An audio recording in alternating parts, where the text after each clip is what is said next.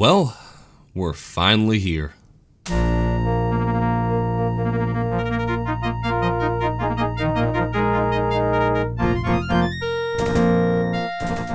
All great game series must eventually come to an end, and the Dark Forces / Jedi Knight series has had one hell of a run. Starting back in 1995, we were introduced to one of Star Wars' greatest characters, Kyle Katarn. And through nearly a decade, we've seen his story progress from a merc for hire stopping the Dark Trooper project, to a Jedi Knight stopping a Sith Lord, to him falling to the dark side himself before being rescued and turned back to the light, and eventually his turning away from the Force altogether before being thrust back into it and rejoining Luke's Jedi Order. To say this game series has been a blast for me to replay through and make these videos on would be a massive understatement. And though I am really excited about making this video here, I can't help but be just a little disappointed at the thought of finishing this iconic series. But hey, here we are with the grand finale, Jedi Knight, Jedi Academy.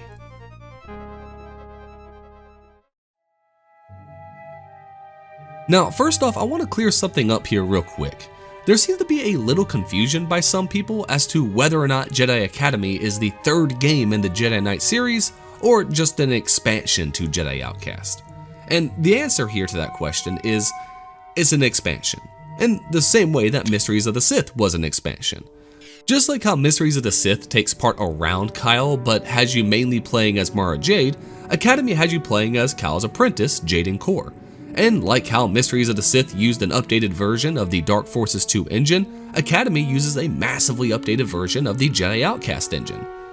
But most importantly, in the book Rogue Leaders, The Story of LucasArts, they include a long list of unreleased games including Star Wars Rebel Agent, Star Wars Jedi Outlaw, Star Wars Darth Maul, and more importantly for this video, Star Wars Jedi Knight 3 Brink of Darkness. So, Academy is in fact just an expansion. However, that's not to say that it isn't a standalone experience. It is every bit of a full game. In fact, I kinda think my playthrough of Academy was actually longer than my playthrough of Outcast. It really is quite amazing just how much is in this game, especially when you realize that Raven Software was only given a year to develop it. And yeah, in some ways that definitely does show, especially with its bare bones storyline. However, Raven took some huge chances when developing other aspects of the game that just really paid off. Now, throughout the series, Kyle, and in turn the player, has always had a reason to start from square one in terms of their abilities. Dark Forces 1 being a straightforward shooter, progression and pacing was pretty easy. In Dark Forces 2, we were introduced to the Force, so again we start from scratch and build up with excellently paced levels, adding challenge while still allowing us to feel like we're getting stronger. Now, Outcast presented a great story reason as to why Kyle no longer has his Force powers from Dark Forces 2, and again allowed us to rebuild from scratch in order to create a properly paced game. However, here is kinda where Raven had some issues. One of the best parts of the Jedi Knight games was becoming stronger and stronger as you face tougher and tougher enemies. But with Kyle now a Jedi Master and having faced some insane odds already, what else could really be done with him other than shoehorn in a reason for him to lose his powers again? Or go the other route and make him way overpowered, which, yeah, at times can be fun, but would seem kinda weird with this storyline especially. So, what to do? Fortunately, the answer to that already existed.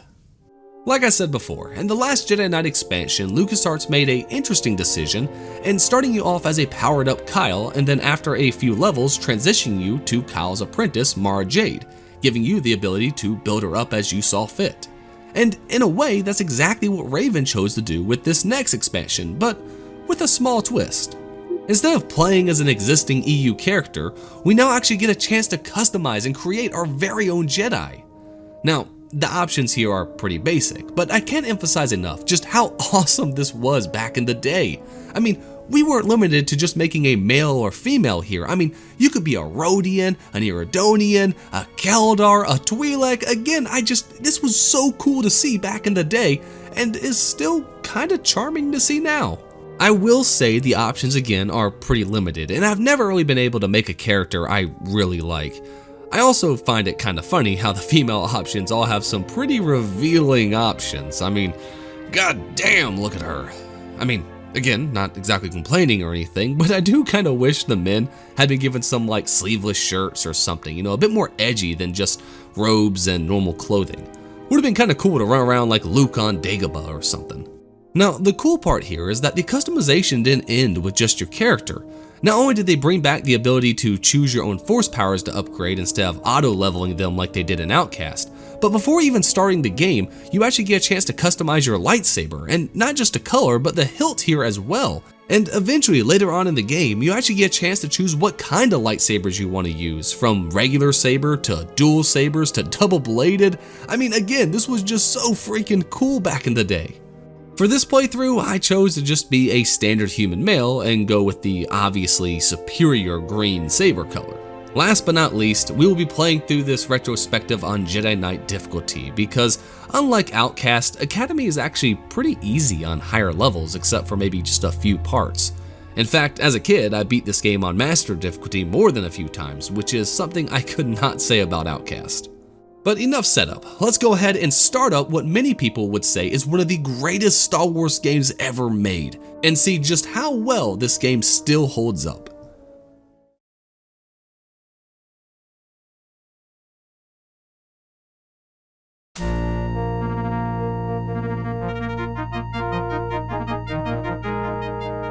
So as the opening credits roll, we find out it has now been 10 years since episode 6. And while the Imperial Remnant has been pushed back, they are still just fighting like mad, trying anything and everything to regain control of the galaxy. While the New Republic forces continue fighting the remaining Remnant, Luke has actually now been focused on rebuilding the new Jedi Order out of his academy set up in the old Rebel base on Yavin. We also find out that Jaden, our main character, is actually headed for the Academy after building his own lightsaber without any formal training at all. Apparently, in the lore, he had a Force vision and kinda just did it, which is kind of a weak way to reason how we have one, but it does give an excuse to start with a lightsaber right from the beginning, which I think most people actually prefer. There's actually very little mentioned in the main crawl here, mostly because the story is just so bare bones that there really isn't anything that really needs to be set up. I think the main mindset here was just drop us in and let us play as a Jedi already, which isn't exactly a bad thing, though maybe just a little more exposition would have been nice.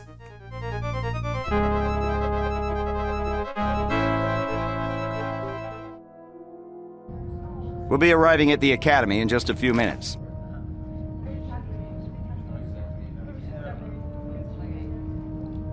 That would be so great! Aren't you excited? We're going to be Jedi! Learning the ways of the Force, building a lightsaber. Oh God, Rosh. I'm just gonna tell you right now, this is one of the most aggravating characters in Star Wars history. I mean, if someone shifts away from you like this, just back off, you're being really weird, and Rosh is the epitome of weird and socially inept. I will at least say he's voiced by the legendary Jason Marsden. Like I really need to even mention that. I mean, this dude has such an iconic voice. I memean, he's been in hundreds of projects, from Skyrim, Spirited Away, Knights of the Old Republic, Kim Possible, the amazing Goofy movie. I'll let the list here roll, and no doubt you will see all kinds of shows and games you remember him from. Now, for some reason, despite his crazy resume, me and my friends have always just referred to him as Tino from The Weekenders, so if you hear me accidentally call him that anywhere in this video, don't be too confused. To be honest, I'm not exactly sure if anyone even remembers that show anymore. As much as I hate Rosh, he really is a good character to have in the game, and Marsden does give a great performance here. Something I wish I could say about our main character. As a male, you're voiced by Philip Tanzany, an unknown voice actor to be sure, with only a few credits to his name prior to this game. And I don't mean to sound mean, but his voice acting here at least is just bad. I mean, as we go through the game, you'll see it more and more, but it just sounds so wooden. Like they accidentally applied the files for the rehearsals instead of the actual ones. I mean, it's just damn near a high school play in quality. However, I don't entirely feel it's his fault. You see, the female version of Jaden is voiced by the excellent Jennifer Hale, the voice of Bastila in Knights of the Old Republic around this same time period. And despite her fantastic talent, even she sounds kind of wooden in a lot of these scenes as well. I want to make a good impression. You seem really nervous. What's your name? Jaden. I I don't know, it almost feels like an AI version of Hale's voice sometimes. It's just so poorly done, which is made even more strange by the fact that everyone else's voice acting seems fine in this game. So I don't know exactly what Raven did wrong when recording Jaden, but they did something for sure. What's your name? Jaden. So where'd you get that lightsaber? Well, it's kind of a long story. I found myself on... Hold on! Ah!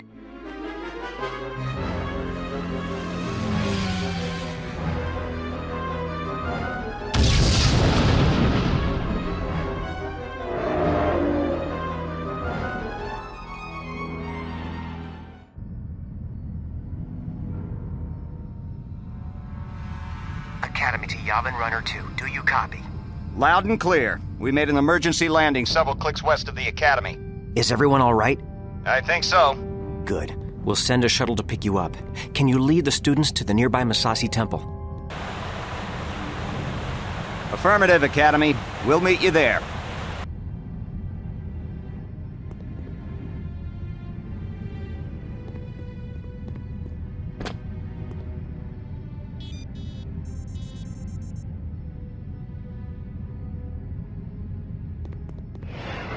Jaden, we can't get to you. Make your way to the temple. The shuttle will meet us there. Jaden, hey! I'm stuck! Can you help? Now of course we're stuck with Rosh. But hey, at least we start right off the bat here with a lightsaber. No force powers yet, unfortunately, which means we have to actually rely on Rosh to progress. There must be a way to open this. No problem. I mean, I have a lightsaber already, there's no way I can't do the most basic of force powers, I'm just saying. Starting off here, all we really face is some local wildlife that just love to scream at you. I guess they felt the need to reteach us how to swing a lightsaber, I don't know. But I think this section would have been a lot better off without them personally. Instead, maybe add 1 or 2 puzzles for pacing purposes and leave it at that, because these howlers are just kinda useless. Besides, I already got through Outcast, I'm already a master at these kind of games. Nothing can stand in my way this playthrough. I mean, look out Sith, here I come. Hey, maybe you can use your saber to make another bridge. Great, let's go. Well, shit. Jaden, get down! There's stormtroopers in the clearing.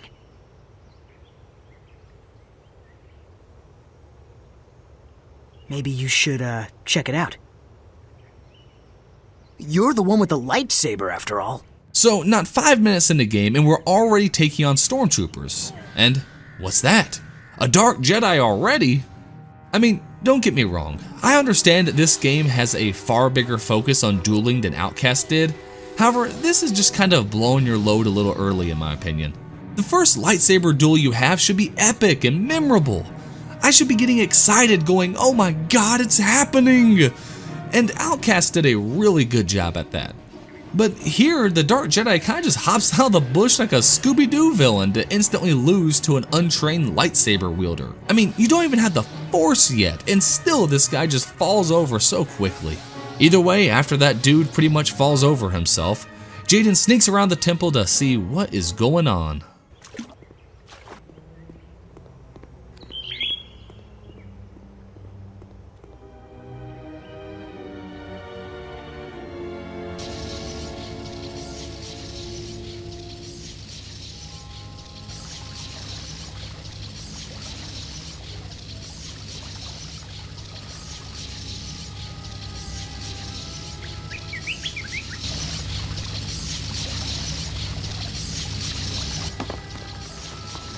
What?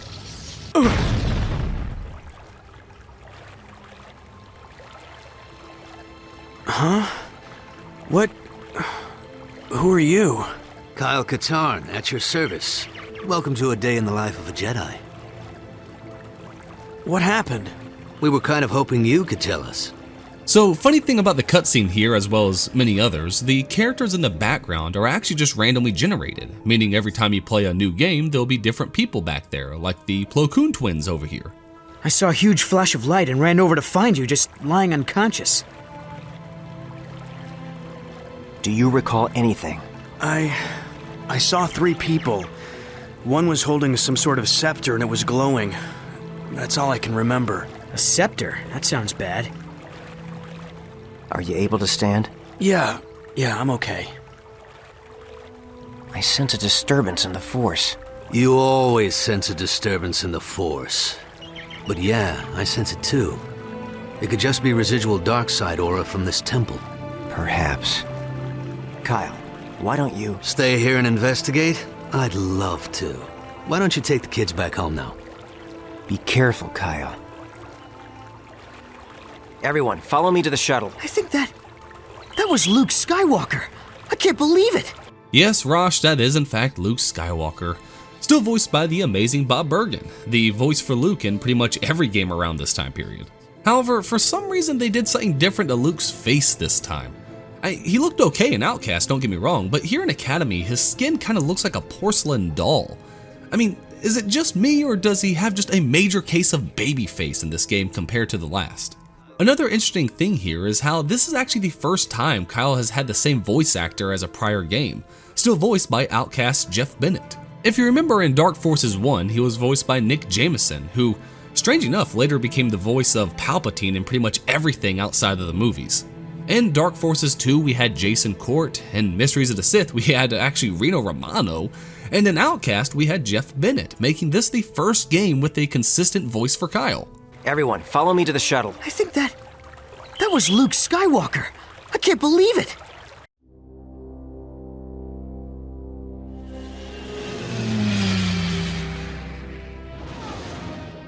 Did you recover Skywalker's records? Yes. With all the Jedi in the jungle, it was almost too easy. Excellent. Okay, so quick little disjointed scene of Tavion and her new apprentice, and no, I don't think it's spoilers to say that's Tavion, considering we pretty much completely saw her just 2 seconds ago. Don't really get why they went for this whole, ooh, who is it camera angle, but whatever. We'll talk more about them later. I'd like to welcome all our new students to the Jedi Academy. Here we will train you in the ways of the Force. You will learn to defend yourself with a lightsaber. You will also study diplomacy, history, and more.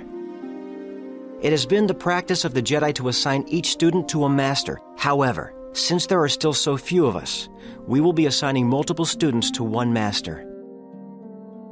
So, Raltheron, you will be assigned to Master Horn. Wait a minute, Master Horn? Master Horn? Holy crap, it's the one and only Corn Horn from the X-Wing book series! What can I say? I'm kind of a fan. Unfortunately, it's just a small name drop and nothing more, but still gotta love whenever they reference some other EU characters. It really shows just how much they appreciate and know the lore. Well, that and the fact they have one of the best representations of Luke ever outside of the books. I mean, I had a whole rant just gushing about how great Luke was in these games in my Outcast video, and even though he does less of note in Academy, he still is an excellent version of Luke. I mean, just far better than the fan fiction Disney created. My training. Rosh Panin, you will be assigned to Master Katarn. Jaden Kor, you'll also work with Master Katarn. Now, let's begin with your first lessons, and may the Force be with you. And there was nothing. But the area around the temple felt strange, like its dark side aura was gone. Troubling. But let's look into this later. Your students are ready to get started. Master Katarn, it's an honor to be serving under you. First off, just call me Kyle. Titles make my skin crawl. Secondly, you're not serving under me. I'm going to teach you, and you're going to learn. That's it. I'm sorry, I didn't mean to offend you. Don't worry, Rosh, you didn't. I've been offended by professionals. Now, let's see what you two kids can do. Follow me to the training grounds. So we wind up being stuck with Rosh as our co-apprentice. Yay. So this is still pretty much just a tutorial here. You know, the first level showed us how to use the lightsaber, and this is just pretty much a more streamlined version of the Force tutorial section from Outcast, but with Kyle overseeing you. This course will familiarize you with your core Force abilities.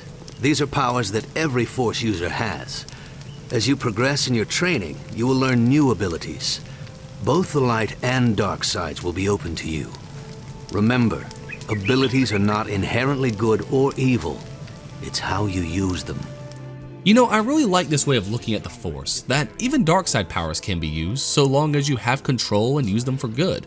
And as much as I kinda hate the obsession that people have now with the whole idea of the Grey Jedi, Kyle really is kinda just the epitome of it, alongside Jolie Bindo, of course. And because of that, it gives the player a good excuse to choose whatever powers they want without feeling too guilty about it. Whoa. Oh yeah, I forgot about this part. This should keep you busy till I finish the course. Tino, you cheating bitch.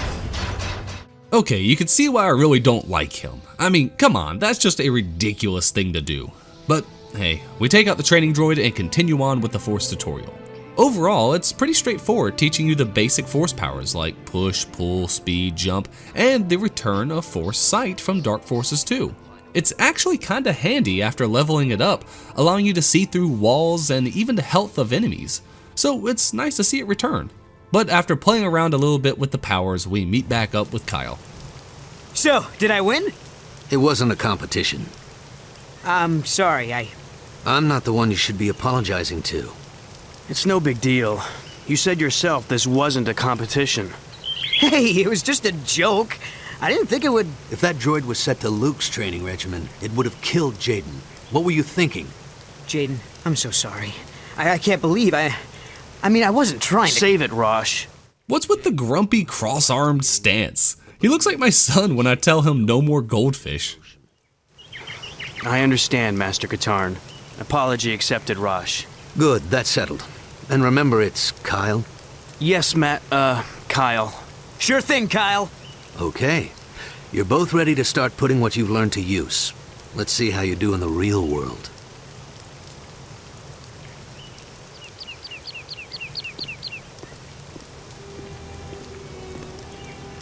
Kyle, I did some research on that strange mark from the clothing we found at the temple.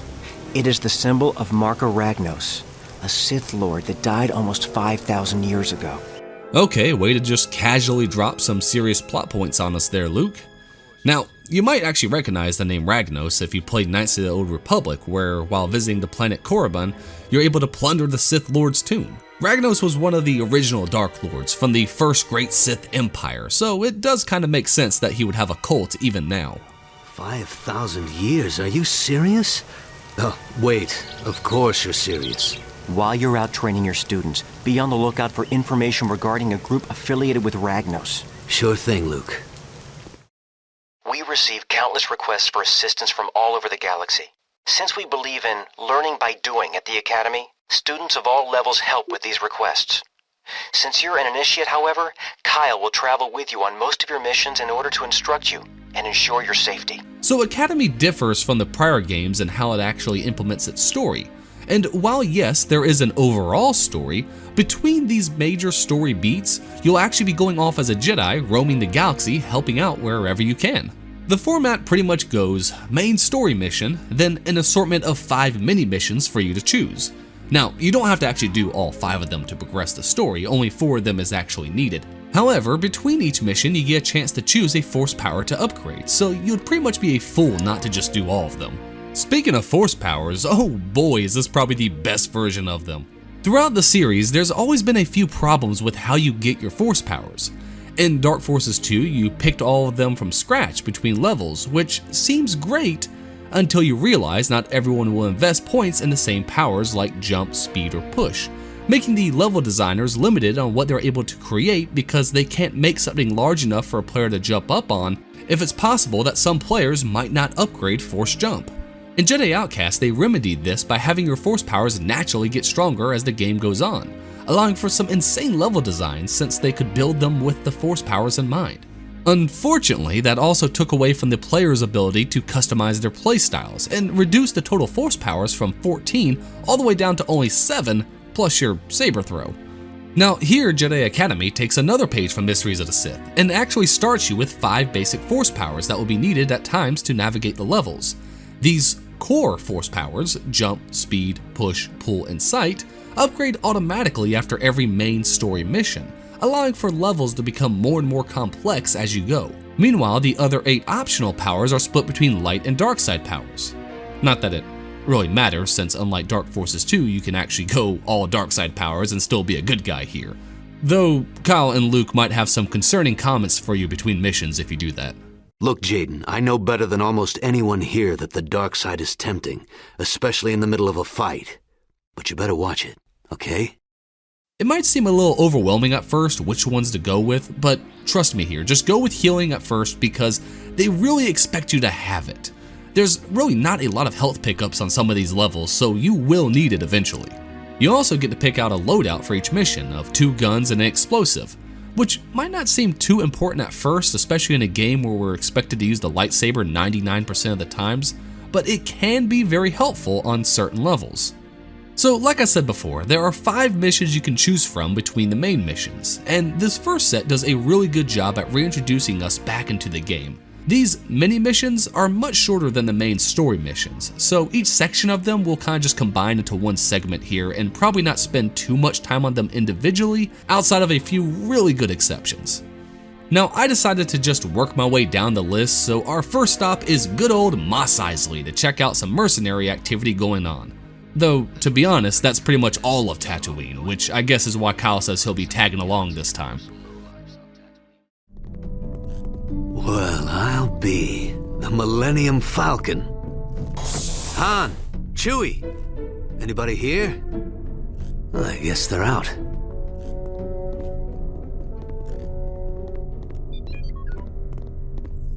Luke's info was good. These are definitely freelance cargo ships. I've got a bad feeling about this. Listen, stay here and guard the entrance to the docking bay. If anyone tries to enter or leave, detain them. I'll head over to the Crate Cantina and ask around. I know some people there.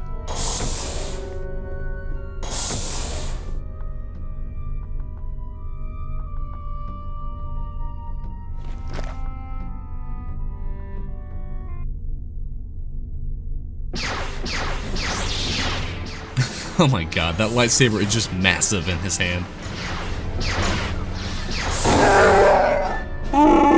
A Jedi? Me? No, not yet. I'm one of Kyle Katarn's students. He's talking to some locals. We're investigating a cult that's been cropping up everywhere. You must be Chewbacca. Why are you here? Leia Organa? Wow, must be important business. It's just so cringe. I'm sorry, I know a lot of people probably liked this back in the day. I know I did when I was a stupid kid, but now I really can't stand this dumb fan servicey stuff like this. I mean, Lando showed up in Outcast, but the writing was good enough for it to feel natural. Here it's just, hey, look at this, it's the Millennium Falcon. Oh look, it's Chewie. Oh my god, did he just mention Leia? I remember her. Like, I know what you're doing here, and it just feels kinda cheap. Plus, this level is just really boring. For the most part, all we really do is walk from hangar to hangar killing basic mercenaries with no real standout moment. Eventually, we get separated from Chewbacca as we head over to turn off the tractor beam holding the ships. So we proceed by ourselves to the control room where we end up facing our first real Dark Jedi. And I say real Dark Jedi because the first one we faced was kinda designed just to stub his toe and die, while this one actually tries to fight back. Still pretty easy, but definitely our first real taste of lightsaber combat. And speaking of lightsaber combat, now that we are actually facing real enemies, it's probably something we should talk about. Jedi Academy has a decent amount of things you can criticize, but one thing you absolutely cannot is the lightsaber combat. As much as I love Outcast, this is the best lightsaber combat system ever made. It completely upgrades everything Jedi Outcast did in so many ways, I can't even describe it all. I mean, there are entire YouTube channels that break down all sorts of combos and maneuvers you can do in this game, from running on walls, rolling stabs, crazy force power enhanced moves. I mean, look at this shit, it's absolutely amazing. And every lightsaber type and different stance all behave uniquely with their own moves and abilities. For this video, I played through the game a few times and I still feel like I only barely scratched the surface as to what is possible. This is the Star Wars dueling game. Nothing before or after has even come close to doing what Academy did here when it comes to the lightsaber combat.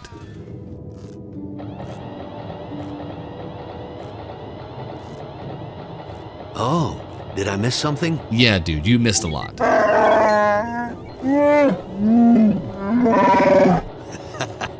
Good to see you too, Chewie.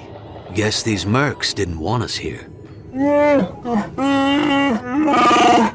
Oh, that's high praise coming from a Wookiee. Thanks, I think. These mercs aren't cheap. Someone in this cult must have a lot of credits. Or worse, it's backed by the Remnant. Listen, we gotta get back to Luke and tell him what's going on. Can you tell Leia about the cult? If he hadn't shown up when he did, I'd have been in a whole lot of trouble. Yeah, well, the way Chewie tells it, you held your own. Nice work.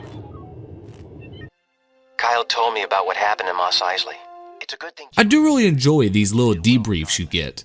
They might seem a little cheap as a result of the rushed timeline that Raven was under, but it does kind of fit in with you pretty much just working for the Jedi Order. Either way, we're headed back to Tatooine, this time to try to find a lost droid that was taken by Jawas that might have information on this new Sith cult. Oh god, it's sand people. And it's a lot of them. In fact, that's actually all we get to face this entire level, unfortunately. Not only that, but they only come in two styles, melee or rifle, and die really easy, so they're pretty boring to fight overall. Luckily, we can kind of just run right past most of them and just kind of exploit their AI pretty easily. They are more of just kind of a nuisance overall, and the first 3/4 of this level can just be pretty dull. But eventually we do make it to a sandcrawler, and it does kind of pick up a bit. Mostly because I can't really think of another time we really have seen the inside of a sandcrawler like this, which is really cool. And this is something that Academy's mini-missions allow for a lot of. Different environments and ideas can be tried without having to worry about how to integrate them properly into the story. And though it might seem like I have a negative outlook on them based on some of my words for these first two missions, as the game goes on, these mini-missions become more and more creative. With that said, I am slightly disappointed in the fact that almost all the missions are more combat focused, with very little puzzles in them at all. In fact, this one part in the sandcrawler, having to find a way to get past this lava, is one of the very few puzzles there are in the game. I know Outcast gets a lot of grief because of the abundance of puzzles, but I actually really like them a lot. I thought they really did a good job at helping pace out a lot of the levels to make it not just be just constant fighting after fighting after fighting, and these little moments you have just to pause and think really just do a lot for the game. Oh my god, we found him! It's Skippy, the Jedi droid we were sent for. Okay, I'm not going to go on a rant about the amazing Skippy the Jedi droid. If you want to know more about him, just watch my Jedi Outcast video where I made the same joke. I was starting to get worried. Any problems? Not unless you count the sand people I ran into. Well, you're still in one piece, so you must have handled yourself all right. Let's get this droid back to the Academy. Good work, Jaden. Kyle tells me you recovered the droid on your own. It's too bad about the Jawas. R2 will scour the... R2? R2? Who the hell typed up these captions? I mean, it must have been outsourced or something, because this mistake is everywhere in the game. So, how's your training going? I've been sent on a few errands, nothing exciting. Same here. I guess that's just how the training works. I thought it was just me. Ever wonder if your master is holding you back? You know, making sure you don't become too powerful? Ah, shut up, Anakin. Well, Kyle doesn't seem to really foster my talents. I've gone on a couple of missions with him, but doesn't let me do any of the really important stuff. Maybe he's observing you. You know, seeing how you accomplish your missions. I wouldn't worry about it. I'm not so sure. What do you think, Jaden? Well, Rosh, I think you're just a grade A bitch, and clearly will make a very poor Jedi. Ready to get back out there? Did I interrupt something? No, not at all. Well, I'm ready. Let's go. This cutscene kind of just comes out of nowhere after two missions to subtly drop in the hints that Rosh is kind of just a punk. Sort of a clunky inclusion, and it weirdly kind of implies that you're all about to go off and do something together, but really it's just back to the same missions as before. But next on our list is the world of Bakura, where we are told that someone has taken control of a power station in the mountains, and we need to investigate. But Luke does tell us Kyle might be a little late, so just hold on tight once we get there. I really like how they have you flying around in the Z-95 Starfighter. I mean, they're weak as hell in other games like Star Wars TIE Fighter, but their versatility makes them pretty effective for someone with Jedi reflexes. Plus, we've seen the Starfighter multiple times throughout the Jedi Knight series, so it's neat to see here too. The charges are set, sir. So it looks like they're planning to blow this whole place to hell, and oh my god, it's Shadow Troopers! Well, not quite. It's a little interesting having non-Dark Jedi versions of the Shadow Troopers, and to be honest, they play their role quite well. For the most part, the Shadow Troopers and Outcasts were only tough because of their lightsaber-resistant Cortosis armor. Their active camo was almost never really utilized in any meaningful way. But here, these Imperial Saboteurs use their camo in ways that occasionally do allow them to pop off a couple blaster shots in your back. For the most part, this level was pretty straightforward, with us just needing to disable a few bombs throughout the area. There really isn't too much here, but they do make good use of the tripwires and introduce the new Saboteurs quite well, so it's not that bad of a mission really. But the remaining two we have left are really where the fun begins. Sorry I never made it to Bakura. You seem to handle yourself okay, though. This should be an easy assignment. I think you can handle it while Kyle is away with Rosh. Take a shuttle, land at the coordinates of the distress beacon, and pick up any survivors.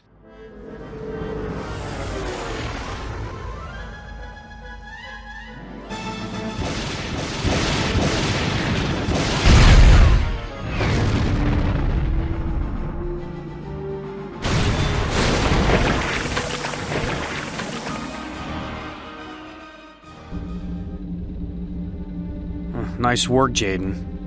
Some rescue mission.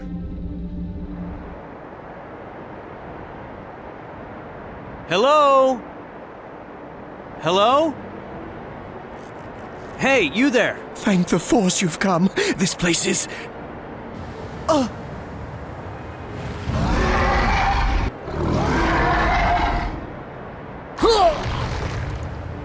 What was that?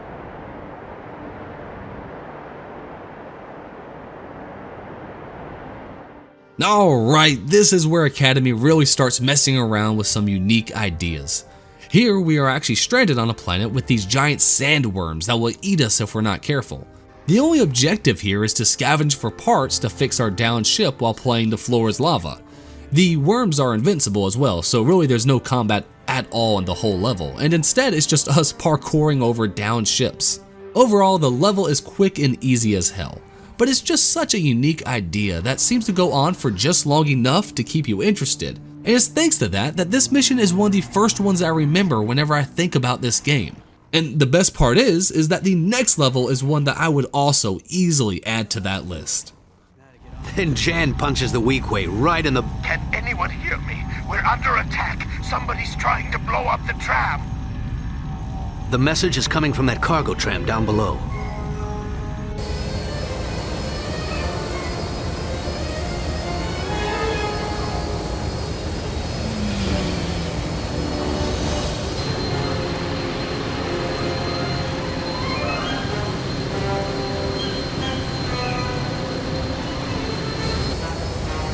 You take the tram. I'll take care of these ships.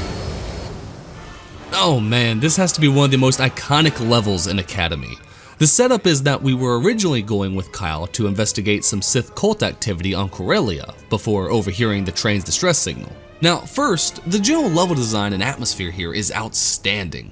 The way the skyscrapers just fly on by and the way Jaden holds his hands up to block his face from the rain whenever you face the front of the train really sells that sense of speed. The rain hisses off your lightsaber as you move forward through the cars, and eventually we even see a dark Jedi waiting for us on a glass roof. Now this fight is actually a lot of fun, and the glass can even give way, causing us to fall and continue the fight indoors until eventually we of course cut him down. I mean, this would have been a great location for our first lightsaber duel in my opinion, because even though we've already faced multiple dark Jedis up to this point, because of the atmosphere and everything happening, I was just so hyped up at this part. I mean, the whole level just feels fantastic, finding ways to traverse the train and eventually fighting another dark Jedi. And just when you think it's over, after disabling the bomb, the train speeds up in a last-ditch effort by the cultists to ram it into the train station to kill as many civilians as they can. Because of this, we end up racing to the front of the train and wind up facing even more Dark Jedi before actually slowing the train down. Alright, come on, come on. My god, that's just brutal. Overall, this mission on Corellia really sums up what makes these mini-missions work so well. Just short, interesting ideas implemented in unique ways that don't overstay their welcome. Just a lot of fun. But that's it for this first section of missions. Now time to move the story forward a bit. I've called you all here to relay some disturbing news. Someone sliced into my personal records and accessed some highly sensitive data about places where I felt a strong connection to the Force. Places like Cloud City, Hoth, and Biss. What could they get from that besides a tour? Something nasty. Man, Cal sounds really tired of Rosh's shit. Used to drain the residual Force power from the Masasi Temple. Drain the Force? How can anyone do that? I'm not sure, but I've learned from the Jedi Holocron that devices were created in the past that could absorb and store Force energy. Those people Jaden saw may have discovered some way to harvest Force power with that scepter. Which could be dangerous indeed. So what are we gonna do? We'll have to investigate any locations from my records. That includes all of you students. Corrin, you're going to Wayland. Kyle, I need you to look at the Valley of the Jedi. Finally, some real action. Why would they be stealing Force power? I don't know. You worry too much, Jaden. I bet that these cult guys can't take on a Jedi. Well, we're not Jedi yet. We're just students. You may be just students, but you're both well on your way. So don't rush it. Jaden, I'm sending you to Hoth, where I had a vision of Obi-Wan Kenobi. I imagine there was a pretty strong aura there. Rosh, I'm sending you to the remains of the planet Biss.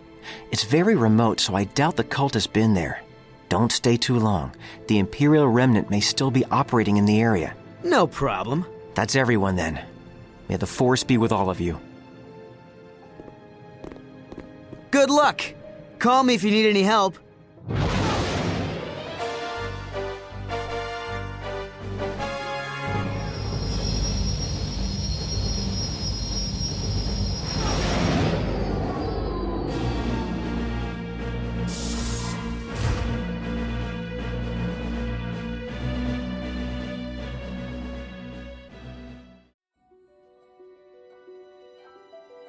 So I've already mentioned that the story is kinda weak, but the idea of them stealing Force energy of planets does work pretty well as an excuse to let us come back to places like Hoth. And I have to say, this is probably one of the best levels in the entire game. I mean, I have almost nothing but good things to say here. The level designer, Justin Negreet, actually said that this was one of the most challenging levels for him to design. And I would guess that probably has something to do with a lot of the limitations of the id Tech 3 game engine being used here. Despite the struggles they had though, the level turned out amazing. They went through and obtained as much of the original artwork and source materials for Hoth as they could find to design the outside and inside of Echo Base, and even though you obviously can't just recreate a giant open battlefield in this game engine, the blizzards that they put in here actually hide your visuals in such a way that you feel like you're in a bigger area instead of just some small box canyon. Right off the bat here, the level starts off on the right foot, with snow just everywhere and rideable tauntauns just walking around that you can actually use to traverse the map with. But if instead you turn around at the start, you can actually find a cave with a Wampa in it. I don't really remember this too, but oh my god, it's a Wampa. Oh man. Okay, oh shit. Come on. Stay away from me, stay away from me. Stay away from me. Oh no, oh no, oh damn. I'm freaking Luke Skywalker. Yeah, you can totally just be like Luke and slice their arms right off. Plus, the cave is actually pretty similar to the one from episode 5 with the half-eaten frozen tauntaun just laying about, which is just a really cool way to start the level. Now I will say, as cool of an idea as it is to ride a tauntaun here, this is still the same game engine as Outcast, meaning the vehicle controls are just clunky as can be.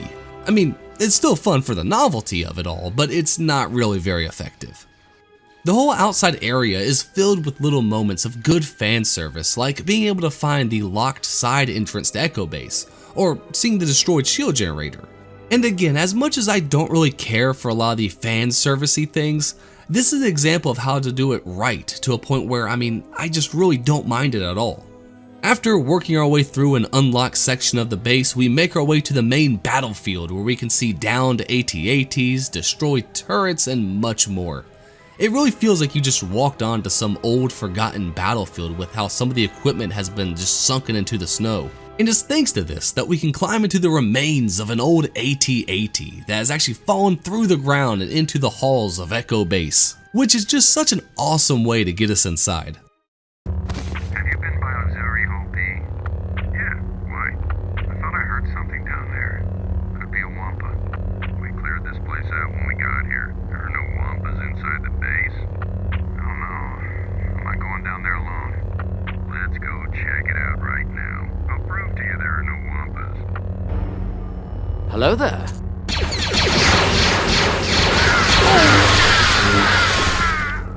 The inside of Echo Base is done as well as the outside, if not better. Not only does it look great, but you even get to see some familiar areas like the Bacta tanks Luke was placed in. And even the new locations added still match the aesthetics quite well.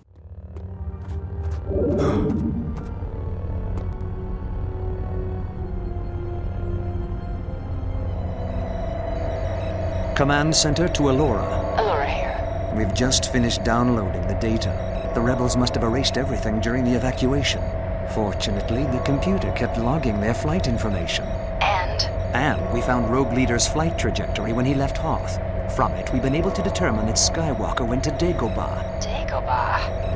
That sneaky little Jedi. Okay, I love this level, but are you really telling me that the flight paths for all the rebel ships were logged and the Empire never thought to check? Forget Luke here for a moment. You could totally just track all the rebel ships' jump coordinates if that was true, and even if it only tracked for a short while, you could still use the most likely hyperspace routes in order to figure out where they probably went after Hoth, in the same way that Curtin Lore did to locate Rogue Squadron in the X-Wing books. Again, there's a lot of good in this game, but unfortunately the story and writing is still just kinda mid. Oh, so funny little Easter egg here. All the crates and equipment and everything you see here that has the Star Wars lettering on them, literally when they translate to English are just the names of what they are. So like these crates that you find on Hoth literally just spell out Hoth Crate, or this chair sitting here just says Rebel Chair, which is such a lazy but at the same time a pretty effective way at labeling them. Yes, Master. Dagobah. Skywalker didn't mention it in his journals. He must have been trying to protect something. Well done, my apprentice. Meet me there. Ah, you must be the saber-wielding troublemaker who neutralized our perimeter guard. Are the Jedi stretched so thin that Skywalker sends children to battle the disciples of Ragnos?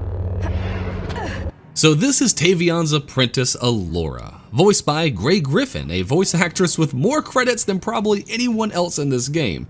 Good lord. Sticking to around this time period, you might recognize her as Mandy from the Grim Adventures of Billy and Mandy, or Daphne from the early 2000s Scooby-Doo shows and movies. And since I mentioned Knights of the Old Republic 2 once in this video already, I should also mention that she played the Handmaiden there as well.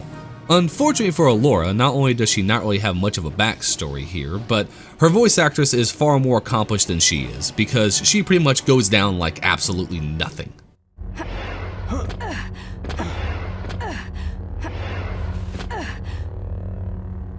We'll meet again, whelp. I can't wait. So again, I know earlier I complained about how I don't really like a lot of fan service in Star Wars these days, so it might seem a little hypocritical me saying just how much I genuinely enjoy this level, but this really is done in such a way that it feels natural and not forced at all. It's not all in your face about it like the whole, look, it's blue milk, you remember blue milk, don't you? In this case, it's instead just kind of up to you how much of it you want to take in. You don't have to go find the Wampa Cave, the old shield generator, or the old sealed entrances to Echo Base. You can ignore them completely if you want to, and the level will still play great. Overall, it's just a fantastic level that a lot of care and intention went into, and it's hard not to appreciate that. But enough gushing over Hoth, we should probably go ahead and get back to Luke to see what's up. So they know about Dagobah. Master Yoda hid there, knowing his presence would be masked by the planet's strong dark side aura. If they find it...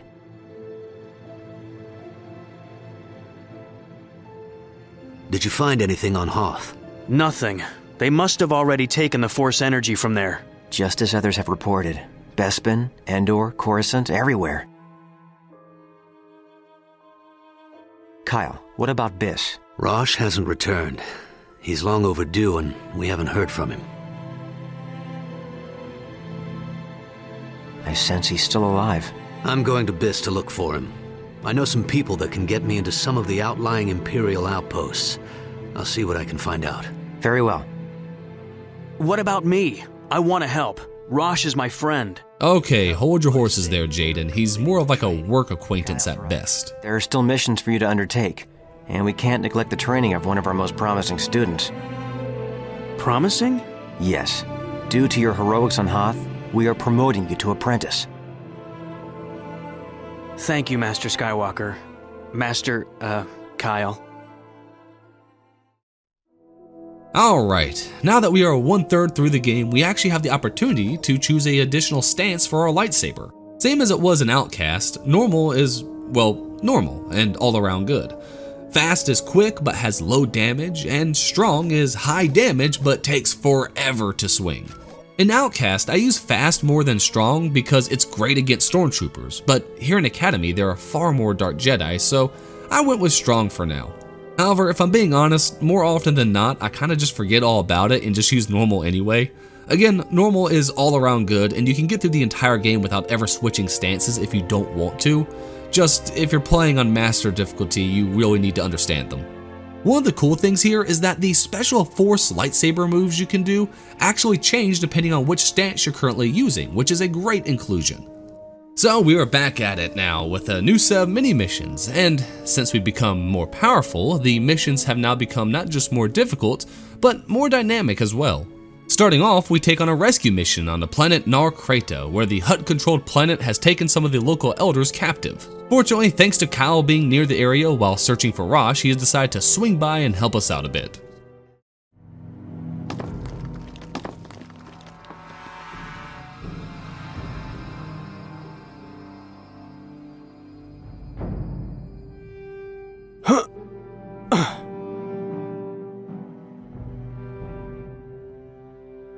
You know, normally I'm the one going into danger while Jan flies the ship.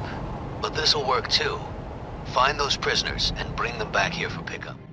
You know, it's nice to hear Kyle at least mention Jan from time to time in this game. She's always been a solid side character throughout the series, and it's unfortunate that they found an excuse to include Chewbacca, but couldn't find any way to slide Jan in. Though that probably had more to do with just the difficulties on getting Vanessa Marshall to come back and voice her, if I had to guess.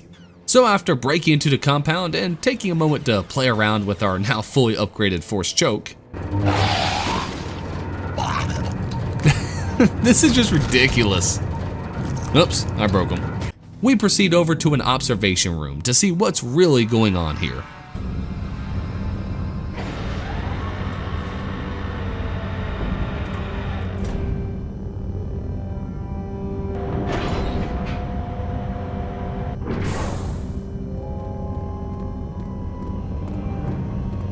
Hurry! Get us out of here before the Rancor comes. Rancor?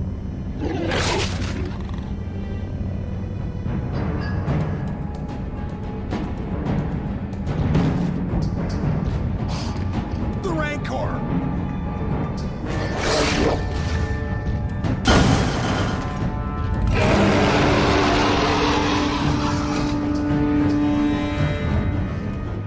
Yes, we've got another Rancor. The Rancor fight in Mysteries of the Sith was a very fondly remembered moment, and unfortunately I think was probably better done than this one. Or maybe this isn't really worse, but it's just designed with a different intent. In Mysteries of the Sith, the Rancor fight was more like a boss battle, with you having to use your Force powers to dodge and jump to make sure you avoid, well, okay, come on, I got you. Come on, I got you. Oh my god. Oh my god, that is sick! Still so gruesome. And if you let yourself get grabbed with low health, the same thing will still happen here. What's different this time is that, again, while Mysteries of the Sith treated it more like a boss fight, here you aren't really supposed to fight it, and instead your goal is to find and free 4 groups of prisoners and distract the Rancor while each group escapes. Now, technically you can kill the Rancor, but another one just kinda spawns in right after, so it really doesn't mean anything. One funny addition here is that as you pass through the compound, you'll have to cut through this bar each time. And look who's here. Grand Bartender Thrawn himself.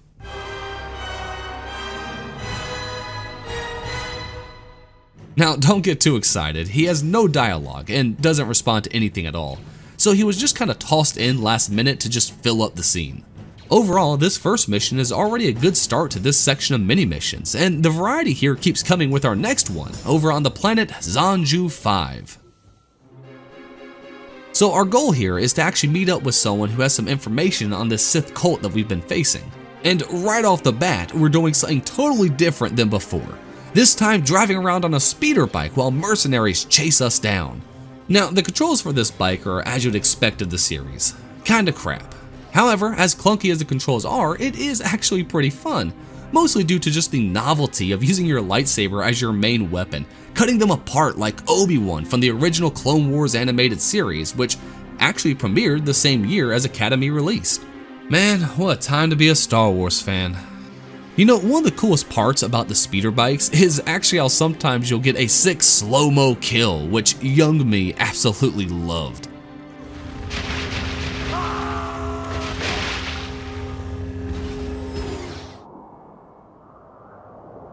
Are you the Jedi? Yes. Tell me everything you know about the Disciples of Ragnos. Please make it quick, though. I ran into some trouble back there and it might be following me. We should go inside. It'll be safer. Cult must. Sith spit. I have to get out of here. Man, his acting is just so lame. He just saw his contact get gunned down and his response is just, "Oh, Sith spit, I gotta get out of here." I mean, I got nothing against a stupid slang like Sith spit. I mean, I'm from the South where we say stuff like finer than frog hair, or cold as a witch's tit, or slicker than goose shit. So I got no room to talk. But it's just the way he delivers his lines. It just gets me every time. Either way, we race out of there, killing a few more mercenaries and completing a pretty quick but fun mission. Hey Jaden, I'm not sure if Luke's discovered anything on Dagobah, but I found out that Rosh has been captured. I tried to find out where they've taken him, but those blasted Sith cultists are covering their tracks pretty well. Oh no, Rosh was captured. Anyway, why don't we go and talk to a character I actually like? Thanks for the assistance, Jaden. Luke tells me you're going to be a great Jedi. Let's get to Krildor and take out that mining platform.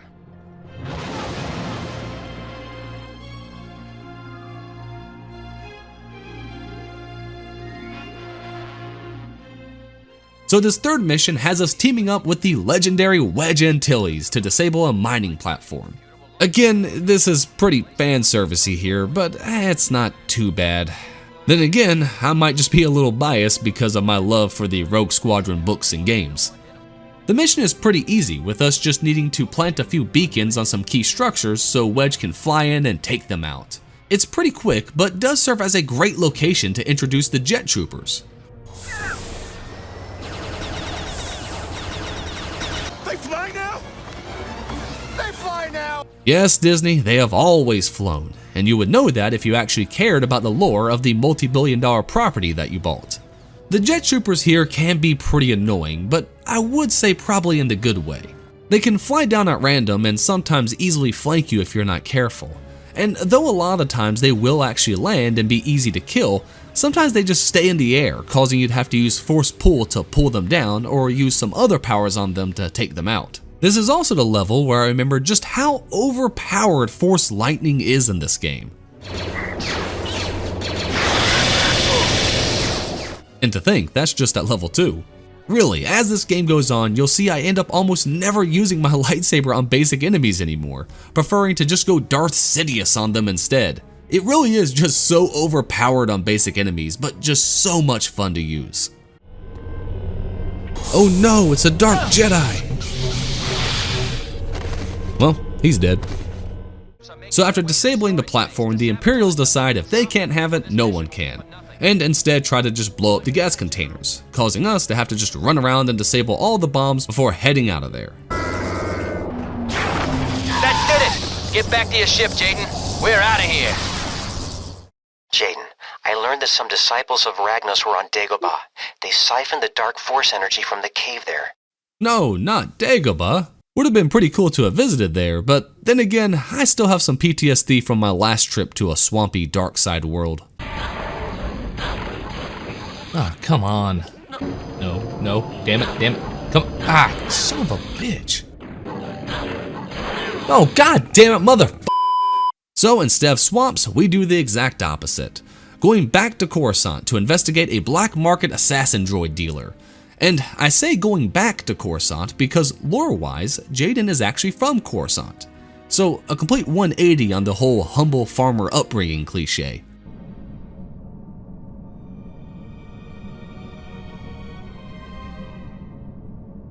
Did you think you could just barge in here and take me into custody, Jedi?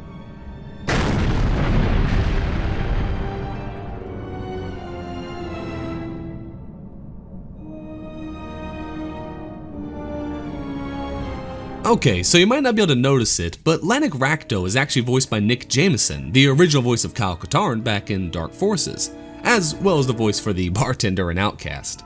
It's a little strange seeing the original voice actor of a series replaced, yet still playing side characters in later games, but he is definitely talented enough to make it work without you ever noticing. So Coruscant is pretty much what Nar Shaddaa should have been in Outcast. Don't get me wrong, there's still quite a few snipers to bother you, but not nearly the aggravating amount there was on Nar Shaddaa. But more importantly, the layout is just so much better. In Outcast and Academy, momentum is key to what makes the lightsaber combat so fun. Once the gameplay comes to a crawl, you start to really notice a lot of the game's shortcomings, such as its rough gunplay. Unfortunately, the layout of Nar Shaddaa in Outcast was terrible about this, bringing the game to a near standstill due to all the constant snipers. But here, while there are still a few moments where you'll need to change your weapons to deal with the snipers, there are in between solid sections of jumping from rooftop to rooftop just taking out enemies. The snipers actually help here with the pacing without dragging it to a crawl. Overall, the flow of Coruscant lends itself very well to the combination of force powers, lightsabers, and blasters in a way that Nar Shaddaa just simply failed to do. After about halfway through the level, we do eventually come across one of these assassin droids that this dude's been selling, and they can be a little tricky when going at them with your lightsaber because of their energy shielding that will actually hurt you whenever you touch it. However, if you were smart, then after reading the briefing mentioning assassin droids, then you probably would have made sure to bring along the EMP rifle, because oh boy does it just shred them.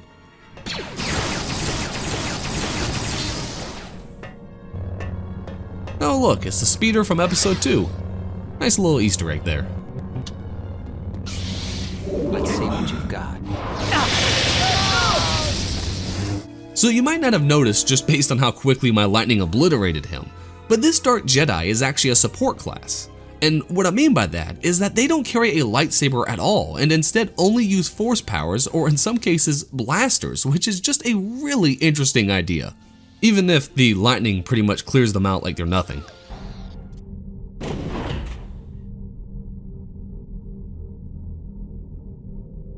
How did you get up here? No matter. If it's trouble you're looking for, you came to the right place, Jedi. My dude, I got an EMP gun, okay? These things are absolutely nothing to me.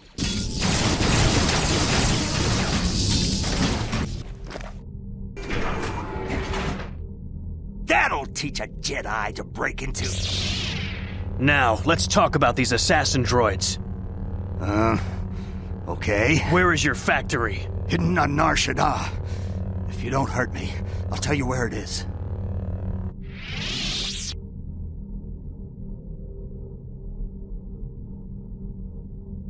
You're coming with me. Damn, Jaden seems just a little angry here. But hey, we still have one mission left, so maybe this one will cheer him up a bit.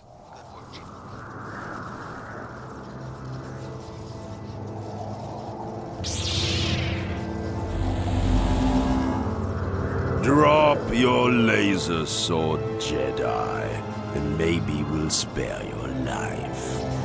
Or perhaps you'd like to take your chances.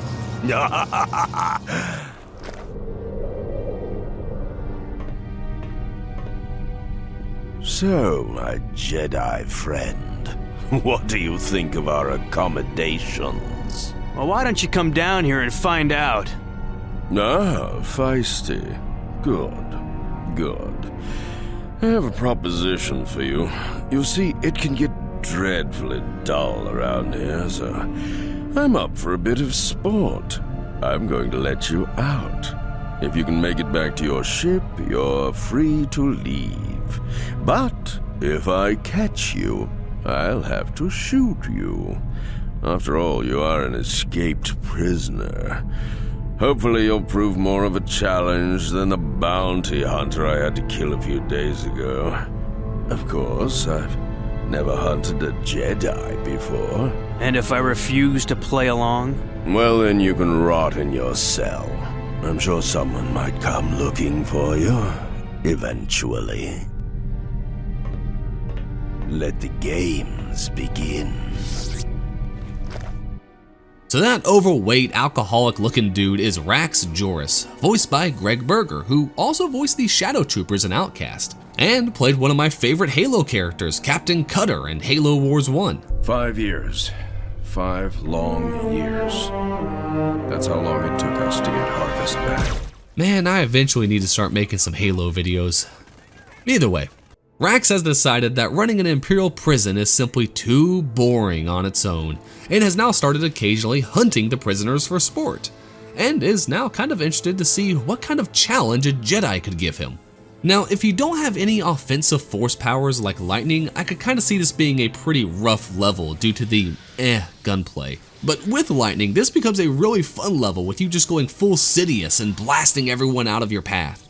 I mean, the whole concept of the level was fun in itself, taking away your lightsaber after an entire game of using it almost exclusively, while a sort of crazed prison warden hunts you down. It's just one of those unique ideas I really love seeing in these mini-missions. We even get a chance to use an ATST if we want to. I mean, it's not needed and the controls are utter crap, but it's still a nice addition to have. So after running through the base using lightning to just sweep the hallways clean, we finally make it back to our ship. And damn it. Well played. Tragically, I can't allow you to tell anyone about my little operation. Farewell, Jedi. So I'm gonna be real here. My recording of my first playthrough of this portion was corrupted, so I don't have all of its footage. But for some reason, I died to this overweight bastard more times than even the final boss. In big part because this is unfortunately the return of that blasted concussion rifle. The concussion rifle has been in every game except Outcast. In Dark Forces 1, it was a pain in the ass hit scan weapon with splash damage, just ridiculous to avoid. It became more bearable in Dark Forces 2 and Mysteries of the Sith, but because of enemy placement, still resulted in a lot of my deaths. Now I'll say Academy's version is actually the best one yet, with the bolt traveling slow enough to properly dodge, and the splash damage I think is reduced just a little bit. However, thanks to Rax being at the top of the room, he has a clear shot at you in almost any area you go in. And I don't know what was wrong with me that day. I mean, it was damn near midnight, so maybe I was just tired. But I couldn't land my jumps up the scaffolding at all and died way too many times before finally making it to the top to take Porkin's evil twin out.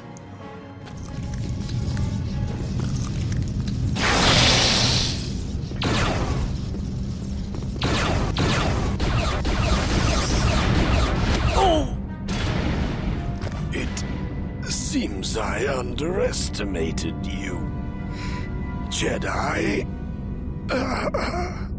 Well, to be honest, he kinda went out like a badass. The disciples of Ragnos are getting bold. They've managed to siphon force energy from every site that was mentioned in my journal. We still don't know what it is they're planning to do with the energy, though. It's imperative that we track down the leader of this cult. But how? If they've already hit every place in your journal. There are several places I didn't mention by name that they've discovered, like Dagobah. My fear is that they may use clues in my journals to discover other places. We need to beat them to these locations. Considering how we lost a student last time, we must be very cautious. Everyone will travel in pairs. Kyle, Jaden, you'll be going to Vajun. Vajun? Isn't that just a big dead rock? It also happens to be the location of one of my father's strongholds. Okay, so it's a big dead important rock. Streen, you and Tio This ought to be interesting. I'd heard rumors that Luke had been to Vajun, but he never really talked about it. Actually, Luke went to Vajun in order to save some prisoners that were about to be turned into dark side energy in order to make a clone strong enough for Palpatine to transfer his essence into. And yes, even the actual canon has cloned Palpatine in it as well, though because it was in the books, it was far better explained and implemented. Plus, his new clone bodies were ripped as fuck. God damn, man.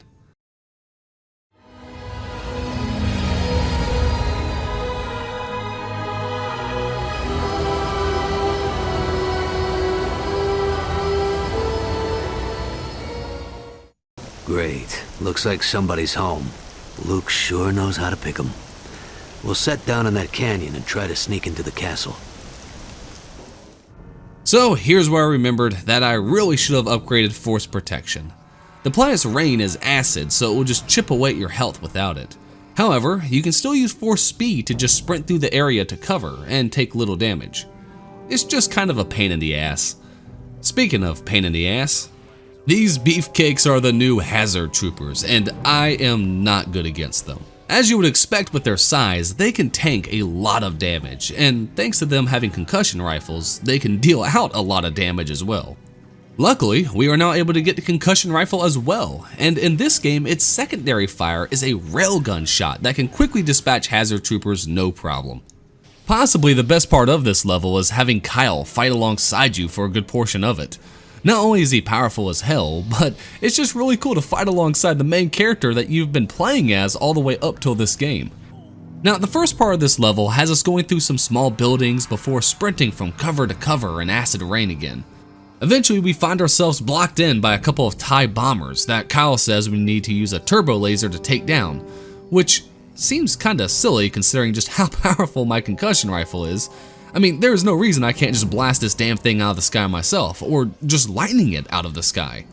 But, oh well, at least inside the base we get some really fun lightsaber combat with Kyle. This is the first time we get to experience lightsaber combat with an ally, which is just a lot of fun in these games.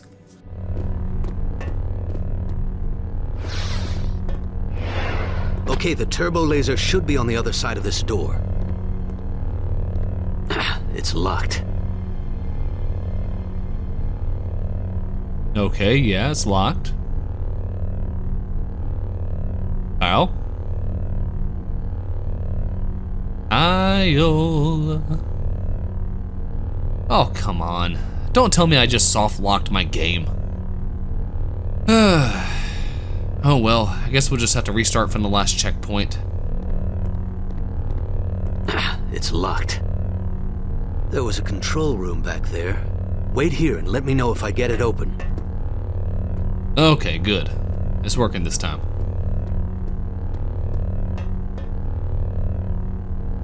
Alright, come on, Kyle. What the hell? Where the hell did you come from?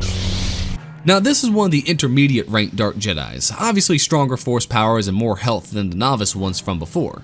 As we continue, we'll end up seeing more and more of them, and on Jedi Knight difficulty, they do begin to put up just a decent little challenge at times. Just not this one. Either way, after taking him out and shooting down that TIE bomber, we end up moving deeper into Vader's castle. I wonder where this leads. Oh, of course it has to be a garbage pit, doesn't it? Well, let's go. No one ever said being a Jedi was glamorous.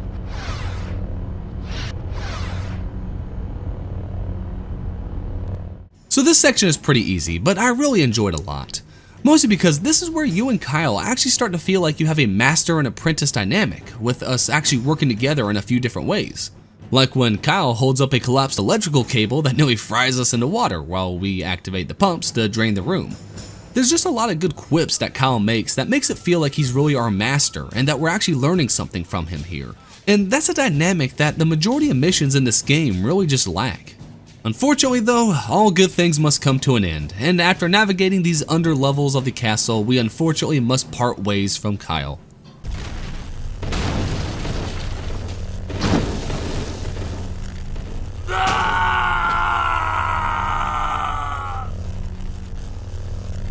Jaden, are you okay?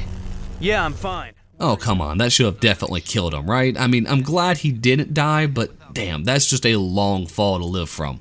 I mean, he had a death scream and everything, and then he just kind of pops on the radio and just goes, "Oh, sorry Jaden, I guess I slipped." Are you new here? Oh Yes. shit. You made a wise choice. Who are you? The Master will soon return to lead us to glory. How did they not notice me? Oh. Well, hello there. Can I still get close? Hello? Are we all good? Oh, nope, okay, not good.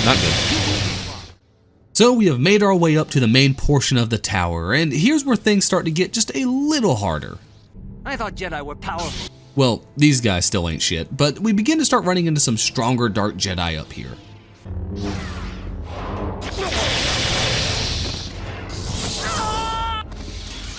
Damn, these guys are really kind of hurting my point here. Ah, here are the stronger variants. These guys in red slowly start to become more normal as the game goes on, and if you're not careful, they can really do some serious damage to you. But what really adds to the difficulty increase is just the sheer amount of them. I mean, they are now everywhere, and for many missions going forward, the Dark Jedi are going to start making up the majority of the enemies we face, which is actually kind of a lot of fun considering just how great the lightsaber duels in this game are. This third portion of Ajun also has some little moments like this photo of a woman that can be found at a stormtrooper's bedside. It's actually just a woman who's on some billboards on Coruscant, but some people online seem to say that it's also a picture of Alora's voice actress Grey Griffin. No idea if that's actually true, but it's a neat little addition to humanize the stormtroopers here, at least for a moment. We also wind up coming across Vader's old TIE Advance from A New Hope, which is just an awesome Easter egg to add.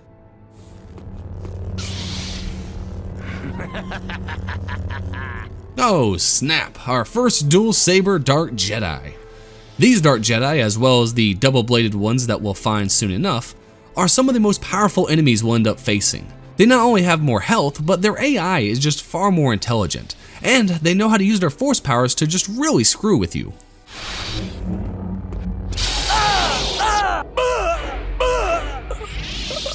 Yeah, force drain is kind of a bitch. Someone didn't like Vader much. Actually, that statue of Vader was built after Episode 6 and was destroyed during Luke's assault on the castle. Putting it here is a pretty good callback to a relatively unknown comic book, so yeah, pretty cool.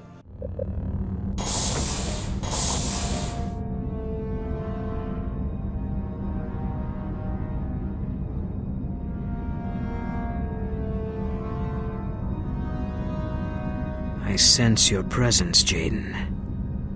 Rosh, what are you doing here? The disciples of Ragnos brought me. At first I thought they were going to kill me, but I was wrong about them. Do you realize how much power there is in the dark side? Kyle was holding us back, Jaden. You should feel the power. It's beyond anything you've ever imagined. Oh no! Rosh has fallen to the dark side. Who could have ever have seen this coming? Enough talk! Rosh, destroy this puny Jedi so we can complete our task. Yes. If you're too weak to join us, Jaden, then we can't let you stand in our way. Oh god, he's already glitching out over here. No, okay, there he goes. So somehow, despite Rosh being a little bitch, he's actually a pretty formidable boss fight here. For one, his force powers like Absorb prevent many offensive powers from working on him, meaning my lightning is completely just null and void. And even if you do take him down, the To Hoth twins over here will actually start to heal him. And yes, for some reason Raven actually took the time to give these two guys names and a small backstory of them being twins. No idea why. But the best thing to do is really just to start with the twins and then move on to Rosh afterwards. Even though they don't have sabers, they are very strong in the Force and will back away from you whenever you close a distance. Luckily, lightning can take them out pretty quickly. I should probably also point out, we're actually fighting right next to Vader's meditation chamber, which is a great place to have a showdown like this.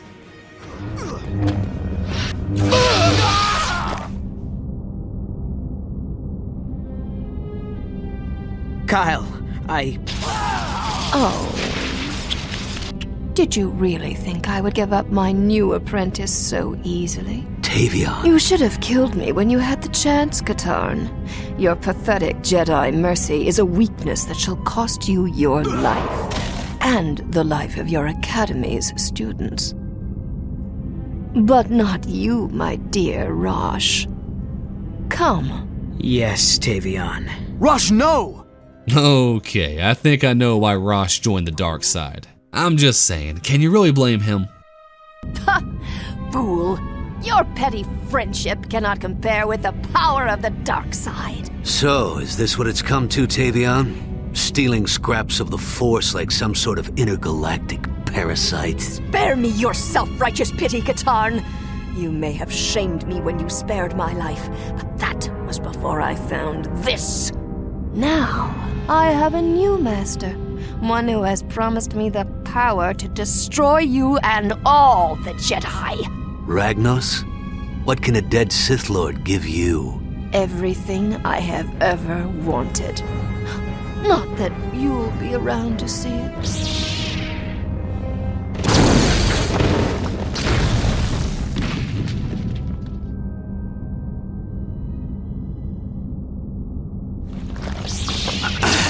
I can't keep this up for long. Hold on.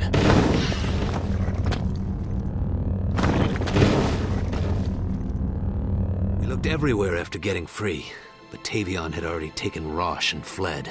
So now we know who was leading this cult. But that doesn't explain why there are so many Dark Force users. Some of Desan's leftover Reborn were with her. As for the cultists, Jaden has a theory. If the scepter can store the Force, maybe it can release it too. Tavion could be using it to empower her followers. So it kind of appears that this is similar to Outcast, where they use the Valley of the Jedi to imbue the Force into their servants. But here they are actually creating Dark Jedi using the Staff of Ragnos itself. This also probably means that all the higher level Dark Jedi that we've been facing at this point are probably leftover Reborn from Desan, just given how much their powers have advanced, while the weaker ones are more likely to have just recently been imbued with the dark side. Again, kind of a lackluster story that just retreads old ground, but whatever. I'd like you to take a more active role at the Academy. Sir? Jaden, you handled yourself exceptionally well on Vajun. To confront 3 Dark Jedi and defeat them took bravery and skill. For your efforts, I feel you are ready to join our ranks as a Jedi Knight. Congratulations. Yes, Master Skywalker. Thank you both. Jaden, after the battle, I felt the anger seething inside you. You may be a Jedi Knight now, but you still must beware of the dark side. Yes, Kyle. I'll try not to fail you. So yeah, they really don't make a big deal of it in the last cutscene, but we fully lost our saber in that confrontation with Tavion, meaning we now need to build a new one, and this was one of my favorite parts as a kid. Now, not only can we choose a new single saber, but we can choose dual sabers or even double-bladed. Normally I always go with double-bladed because as a kid I was obsessed with Darth Maul like all kids seem to be. Plus, the double-bladed saber not only looks awesome, but it really wreaks havoc in this game. The combos are powerful, and instead of throwing your saber, you kick your enemies down, which is actually really effective against most Dark Jedi. Maybe it's just because I played it all the time as a kid, but I really seem to be the best with it. However, this time I wanted to try something different and went with dual sabers, and though there are a lot of awesome things that can be done with them, I really kinda suck with them. They really aren't bad at all, and I'm sure someone in the comments will mention how much they absolutely love them, and I'm just an idiot who has no idea what I'm doing. But unfortunately, it took me a good while to get the hang of them. But hey, at the very least, the blue-green combo looks freaking sweet. So now that we are officially a Jedi Knight, we are at the last set of mini missions to do, and as you'd expect, these are probably the best in the entire game. Since our core force powers increase naturally throughout the story, our force jump, speed, push, etc. are all officially maxed out, allowing for some really creative level designs. Our first mission on this list is probably one of my favorite in the game, taking place inside of a Jedi tomb on Chandrila. And if that name sounds familiar to you, you might have actually played through the original Rogue Squadron, where you had to actually break through a blockade and deliver supplies to the capital city. And it's also the home planet of Mon Mothma as well.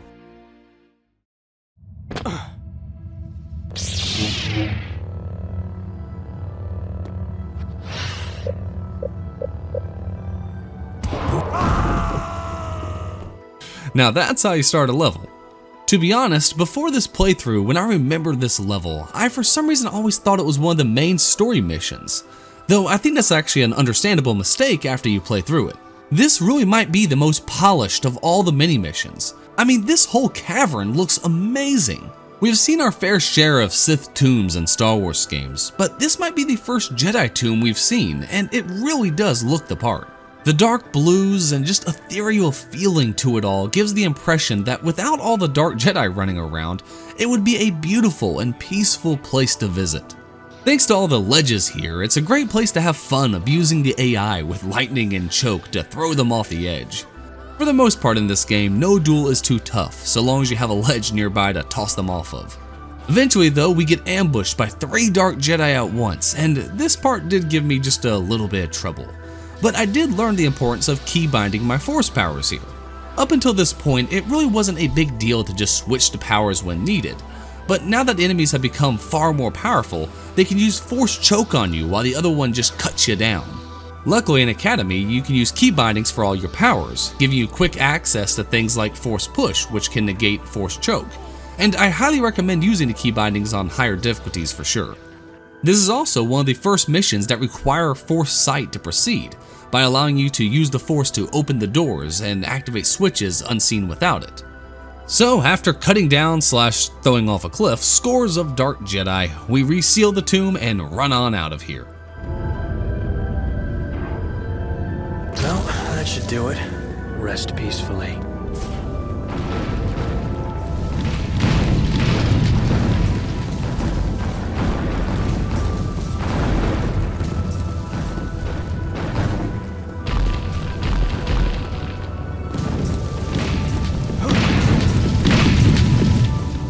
Okay, I totally missed that jump.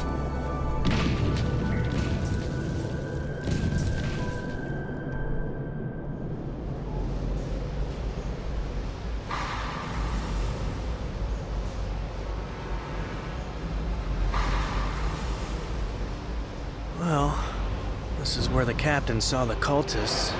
Doesn't look like...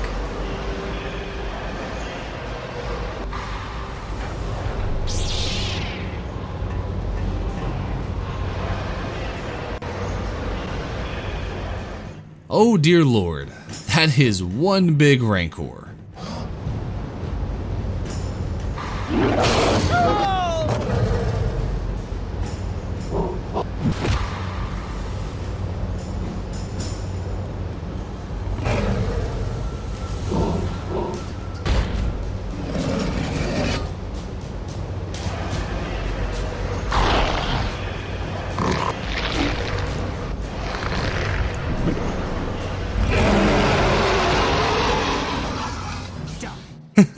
Well then, that was kinda gruesome.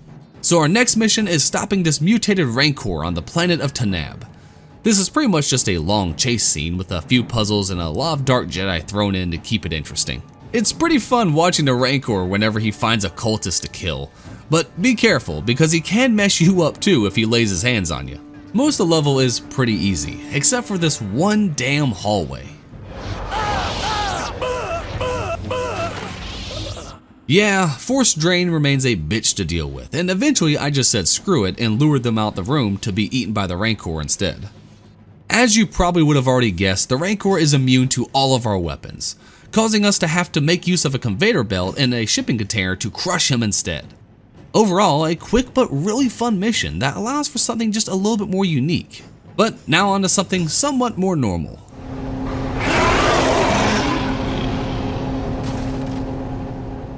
This time we go to the planet of Yolara to destroy a powerful Jedi cloaking device so it won't fall into the cult's hands.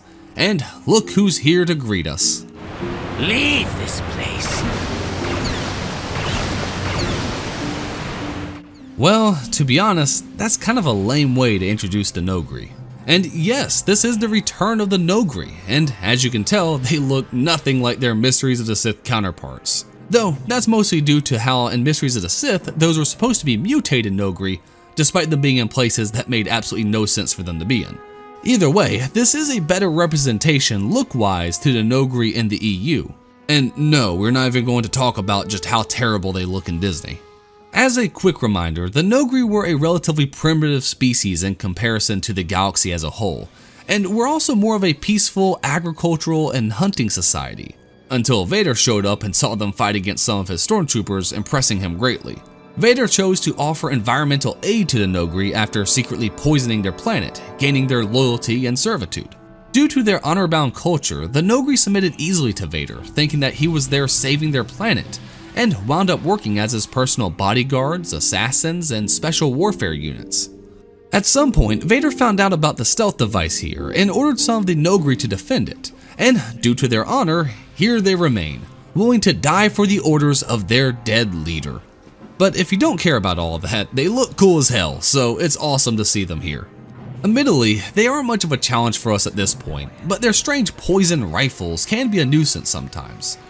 Plus, the Remnant here really doesn't do well against them at all.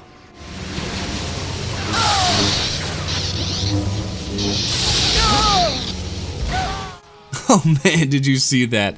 That has to be the coolest move with the dual sabers. Just hold their guard and force throw the other saber like a boomerang. I mean, that's just freaking great.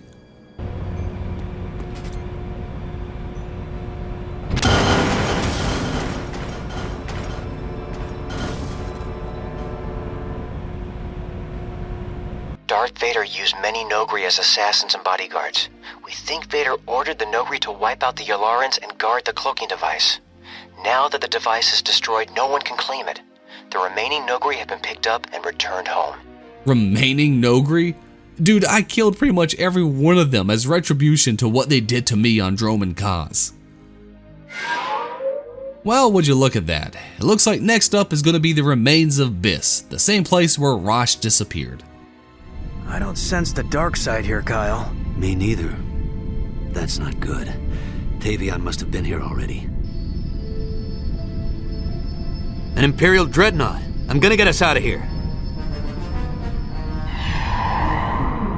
They've got a tractor beam on us. I can't break free. Okay, here's the plan. I served on one of these ships back in my Imperial days.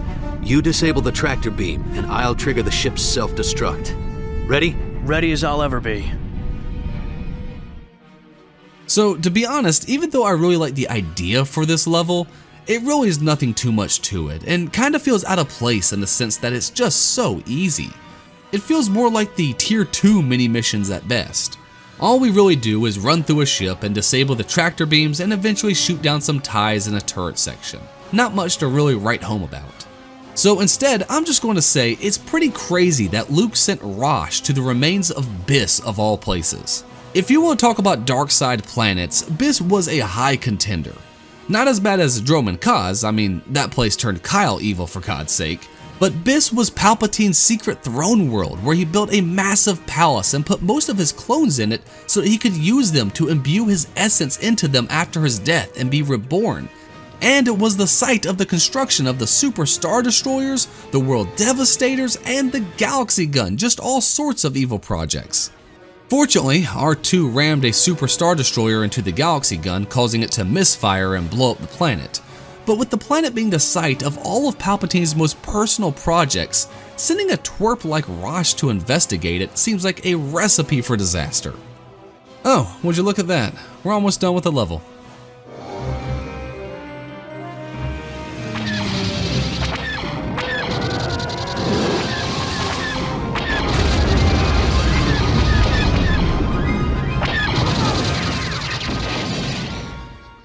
Really cool cutscene, at least.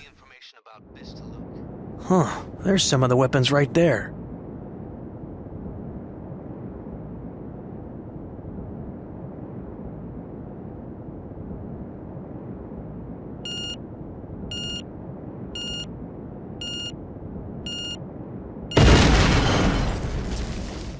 So for our last mini-mission, we head to the Bounty Hunter Paradise Ord Mantell to blow up some illegal weapon caches.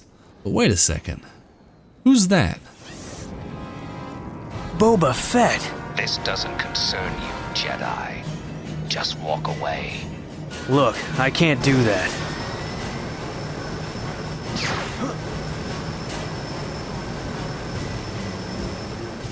Okay, so when I first played through this game, I had only read a couple of the books at that point and had no idea Boba Fett was still alive after episode 6. I really think I ran to my mom and dad pretty much right after finishing the level saying, "Boba Fett didn't die, he's still alive!" Oh god, times before the internet ruined any chance at surprises in games. This is also a great callback to the first Dark Forces game when Kyle actually faced Boba Fett in the Imperial City. Now, technically he does have a health bar, but draining it only makes him fly away temporarily. Come on, almost got him, almost got him. There we go. Oh no, he's stuck. Can I knock him loose? Oh, okay, there we go. The actual main objective here is to run around placing bombs on all the hidden weapon caches as Boba Fett hunts you down using his rockets, blasters, and even his flamethrower in order to stop you.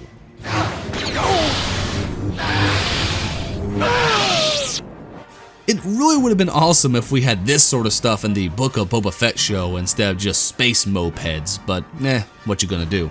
Either way, using Force Sight, you can find all the bomb points pretty easily, and then head back to your ship for a quick fight with Boba Fett before heading out.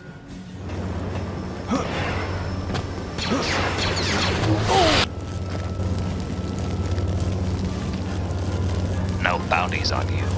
A shame.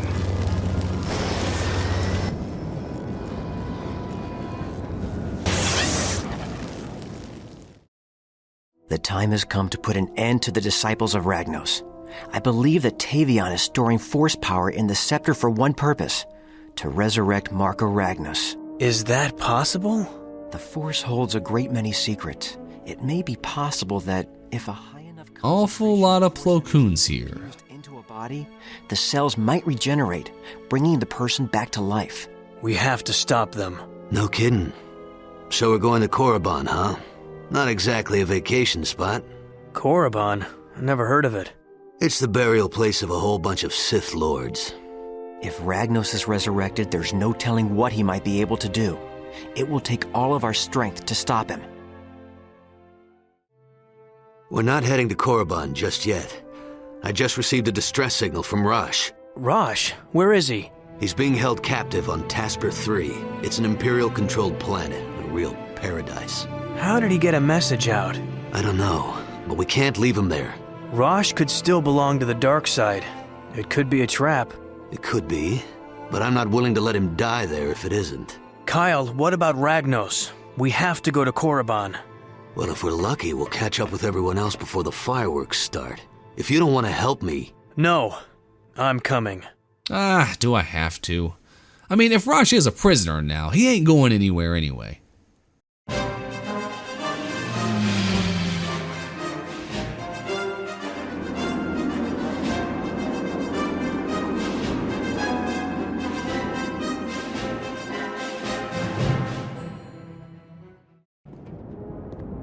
I'll go in the back way.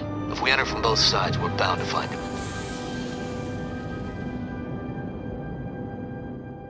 So Tasper 3 is a remnant fortress and manufacturing world, and through this first portion we spend it climbing up these towers placed in a field of lava, which is an awesome aesthetic, even if it does make me feel like I've accidentally fallen into an Oblivion gate by mistake. Overall, I don't really care too much for this first section, mostly due to just all the repetitive rooms you have to keep fighting in. The best parts here were probably just throwing Dark Jedi off the top of the tower into pits of lava, because let's face it, that never gets old.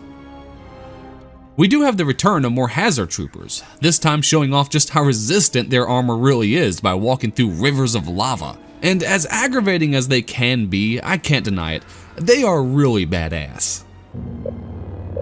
Oh man, this guy right here, okay, this guy is one of the cult masters, and they are incredibly powerful. I'm talking like full-on boss fight difficulty. Luckily, however, this guy in particular has one key weakness.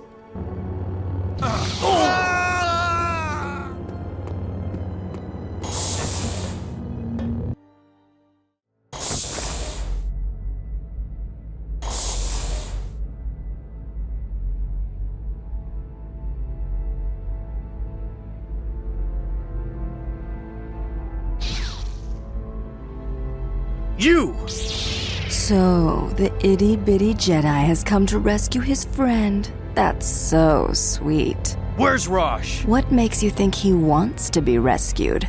Tavion turned him to the dark side, just like that. Where is he? Ooh, someone's getting awfully angry, aren't they? Forgetting your Jedi training. Look, Alora, why serve Tavion? It's not too late to join us and fight her. I'm taking Rosh out of here. Make it easy on yourself and tell me where he is. Oh, he's around. I think I'll go look for him.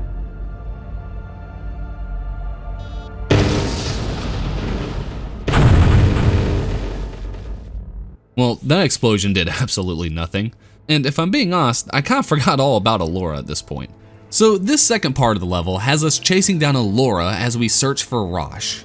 This manufacturing-like area is a really good setting with a whole slew of different areas to duel in. And at this point in the game, that's pretty much all we'll be doing from here on out. Sure, there are some regular stormtroopers here and there, but for the most part it is almost exclusively Dark Jedi. As we progress, Alora teases us a little bit and pretty much confirms that Rosh really has abandoned the dark side. Now, remember when I said that the cult masters were really hard and then I just kind of threw them off the ledge? Yeah, this guy is about to show that these dudes are no joke.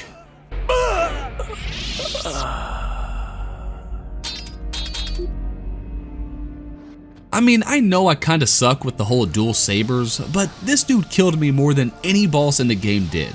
You have no room to move around, so it makes avoiding his strikes just really difficult. I remember beating him back in the day, but after enough failed tries, I said screw it and just ran right past him. Instead, disabling the shields on the conveyor belt, throwing him in a corner, and moving on to activate the next cutscene.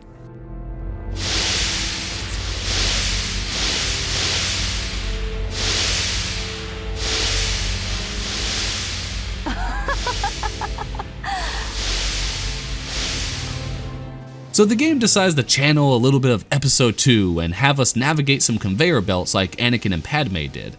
And to be honest, unlike the movie, I actually don't mind this part too much. You see, up until now, there's been very little puzzles or platforming in the game at all, and as much as I love what they did with the combat, it can feel kind of repetitive if you don't have something to break it up a bit, so little moments like this are appreciated. But after navigating the facility and taking out I don't know how many cultists, we finally find Rosh. Rosh! Jaden! You don't look like much of a captive, Rosh. Did you dream this up, or was it Tavion's idea? No, Jaden, wait! I was wrong. Please, take me back to the Academy. I need help. Jaden, stay back. Please don't hurt me. You tried to kill me, and now you've lured me into a trap. Jaden, I was scared. You have to believe me. We're friends, remember? Let's get out of here before Alora comes back.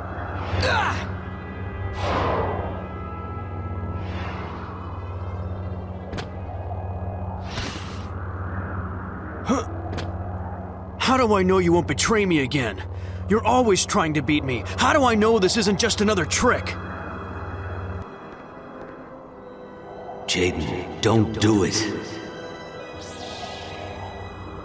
Finish him, Jedi! Wait! Listen to what you're saying! You're angry! Don't give in to it! That leads to the dark side, right? Ugh. He only fell to the dark side because he was scared, afraid of dying. Put away your saber. Strike him down! Give in to your anger. Jaden, you're better than that. Don't give in to your anger. Rosh is telling the truth. So this is a very well done portion of the game right here, allowing us to finally decide to either strike Rosh down turning to the dark side, or of course forgiving him and remaining on the light. Normally, I'm a total Boy Scout in games with choices like this. I mean, I did a dark side playthrough one time in Knights of the Old Republic and barely made it through because I felt so bad about it. But here, due to how irritating of a character Rosh is, there's a part of me that would just love to put a saber through his gut. Now, I did do a dark side playthrough, but for this version of Jaden, we'll choose the light side and talk about the dark side option later.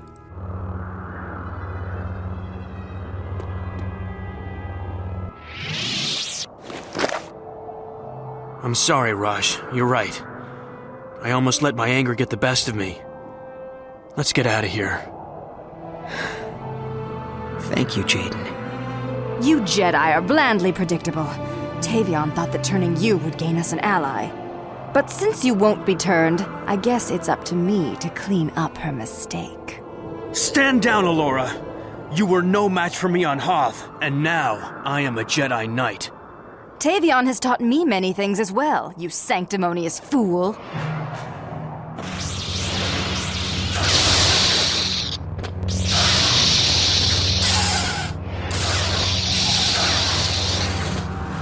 Rosh! Holy shit, she just cut Rosh's arm off. So with Alora's first fight, it was really easy. I mean, one of the easiest fights in the game. But for this one, it has been upped quite a bit.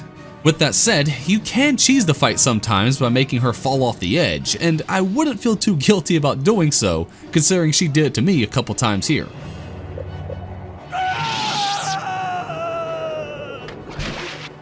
It can be pretty hard to actually force choke her off the sides since she kind of seems to stick to the edge quite a bit, but I have done it before when running through the game in the past. The alternative way to cheese this fight is to just heal a lot while running around in circles like something out of the Benny Hill show.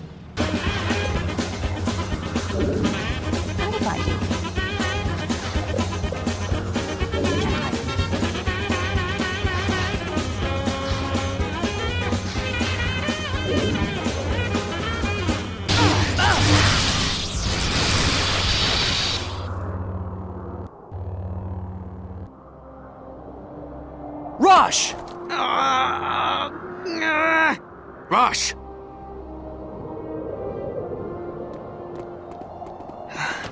I'll be... Sith spit. I need to get him to a bacta tank. Go to Korriban and help Luke and the others. I'll be there as soon as I can. Jaden, I sensed your struggle with the dark side. I'm glad you made the right choice. Thank you. But it was Rosh who made me see what the right choice was. Tell him that when he wakes up.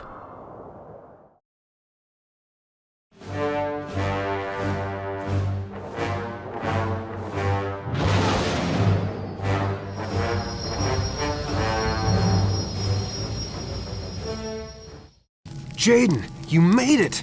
Did you find Rosh? Hey, it's that dude. I don't think we ever learned his name. Not yet. We're trying to locate Ragnos' tomb. Master Skywalker's group landed in another part of the valley to search for it. I'd better get going. Hey, be careful. This place is crawling with dark force users. So here we are on the final stretch, and on Korriban of all places. It definitely has changed quite a bit in the 4,000 years between now and Knights of the Old Republic. The Sith temples here just look and feel great. They aren't overtly evil, but they do have this grand and oppressive feel to them that I really enjoy. Now, one of the fun parts about choosing the light side is that now we get to fight alongside our Jedi allies. And this can be a lot of fun when you have 3 or more duels going on all around you at once.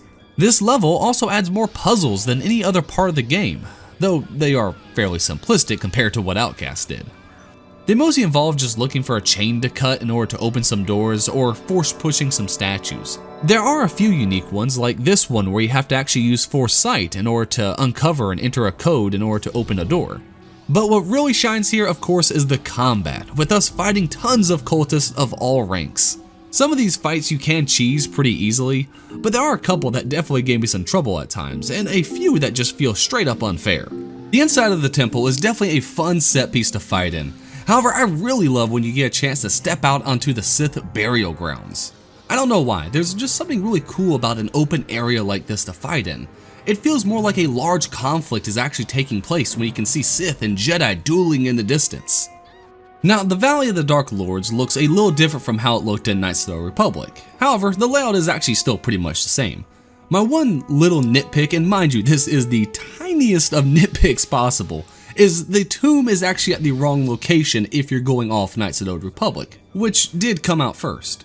If we're sticking to that same layout, that means we probably exited out of the tomb of To Hoth, which means that Ragnos' tomb should be over to the left side, not the right. But then again, the Valley of the Dark Lords has never had a consistent layout in any of the stories it's appeared in. I just remember nitpicking it as a kid, considering just all of the Knights of the Old Republic I played back then. Either way, after entering the Tomb of Ragnos, we have one more cultist fight over a lava chasm that is really badass. Or, you could just say screw it and just toss him in.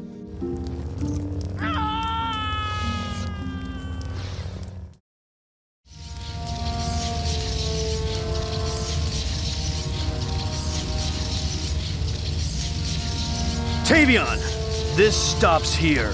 Ah, Kyle's good student.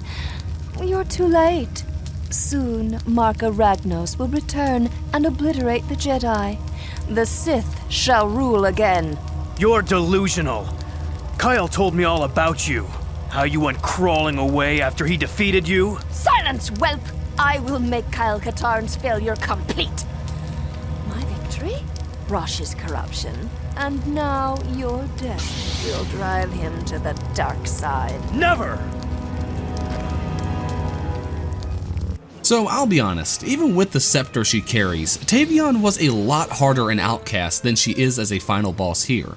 Because of her easily dodgeable range attacks, it's easy to back off and quickly heal while in trouble. That and plus just how much more powerful you are with your force powers in this game, it really makes it so it's not that hard of a fight.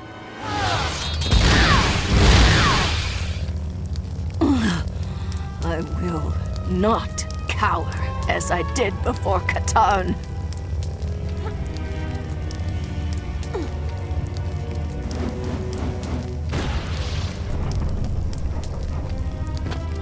I shall not be denied. By the Force. Marka Ragnos. A mere Jedi. I swear, he just looks like a Scooby-Doo villain to me. That's Jedi Knight, Ragnos. You will kneel before me, Jedi.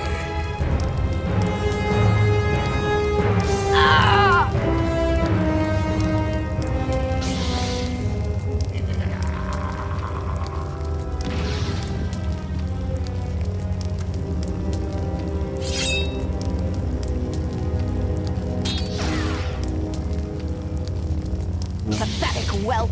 So the idea of a Sith Lord's ghost possessing Tavion for the final portion of the fight is pretty cool, and I love how the scepter is actually a sheath for the Sith sword, which really shows that again they really understand Star Wars lore and how in the early days of the Sith they used swords that were imbued with the dark side to amplify their power. Unfortunately for Tavion, that doesn't really mean much for her after I apparently somehow got an insta-kill on her less than a minute in the fight thanks to a lucky lightsaber clash. Man, that is still such a badass move.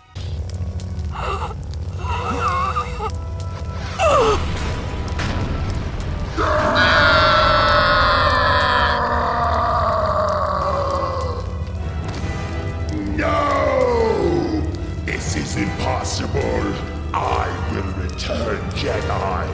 One day I shall return and annihilate you all. Nah, and I would have gotten away with it too if it weren't for you meddling Jedi.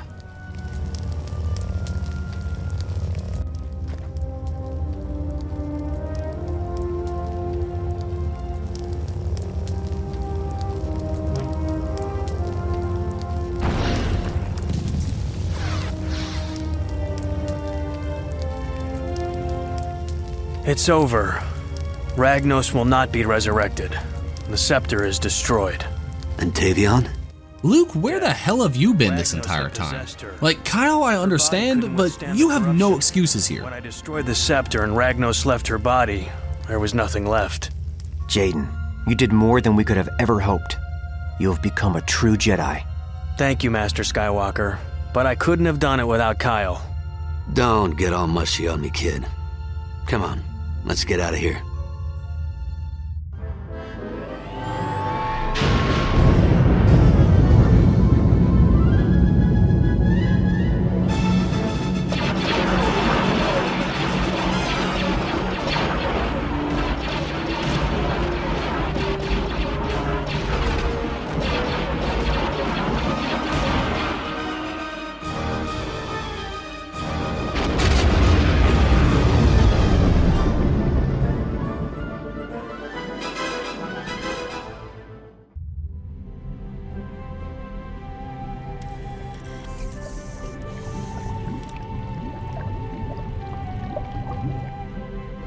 I've heard from the New Republic. The Imperials supporting the disciples of Ragnos have been defeated, and the remaining cultists have been rounded up. It seems they lost their powers when the scepter was destroyed. I hope that's the last we see of them.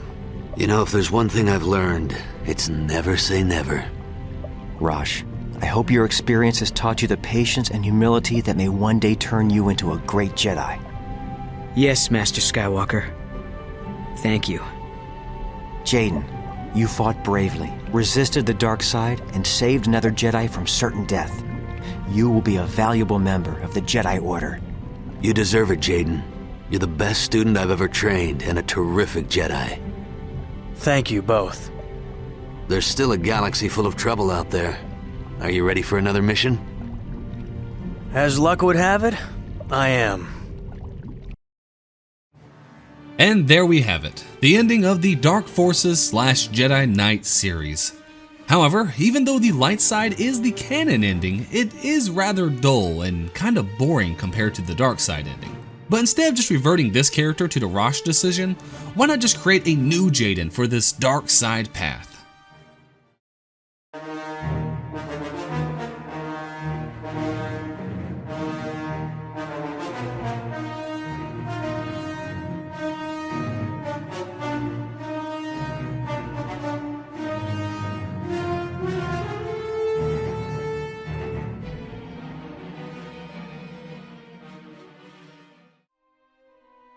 So a couple things here. First, I wanted to show at least some of the difference in voice acting, which is why I chose a female Jaden for this rather than a male.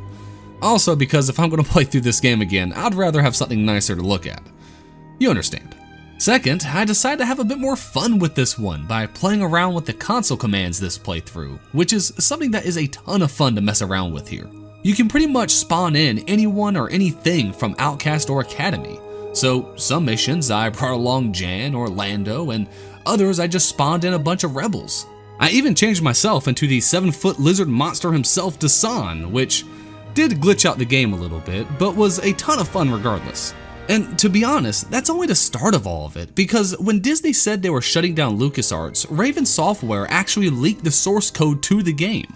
So modders have had free reign ever since, creating some absolutely insane things. The most noteworthy mods out there would definitely have to be the Movie Battles 2 mod and the Movie Duels mod, both absolutely amazing. Just adding in an obscene amount of content to both the multiplayer and single player.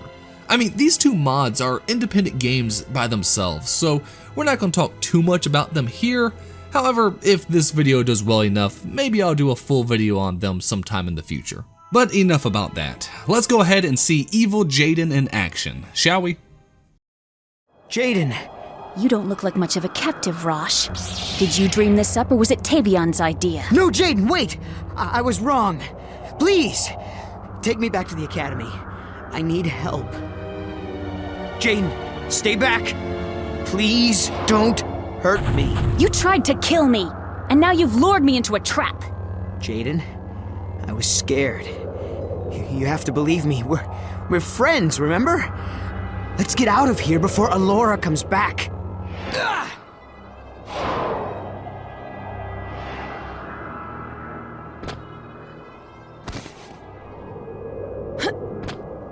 How do I know you won't betray me again? You're always trying to beat me. How do I know this isn't just another trick? So I think it's pretty easy to see that Jennifer Hale's voice acting here, though not as good as her other performances, is still way better than the male Jaden's. Wait! Listen to what you're saying! You're angry! Don't give in to it! That leads to the dark side, right? He only fell to the dark side because he was scared, afraid of dying. Put away your saber. Strike him down! Give in to your anger! Jaden, you're better than that. Don't give in to your anger. Rosh is telling the truth.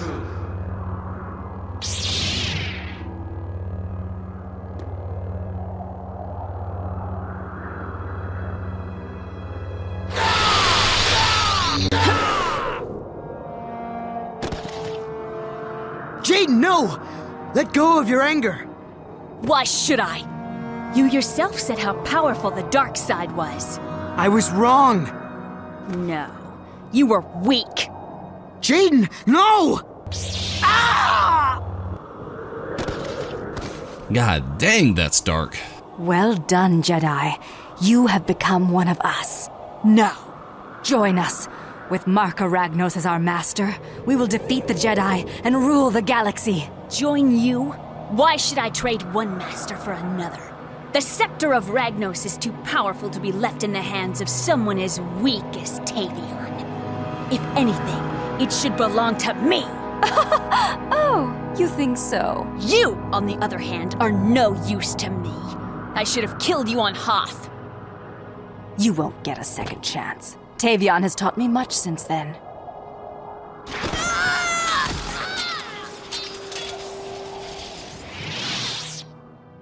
So the Allura fight is still pretty much the same, though this time I'm rocking the sweet double-bladed lightsaber, which I really do enjoy using a lot more.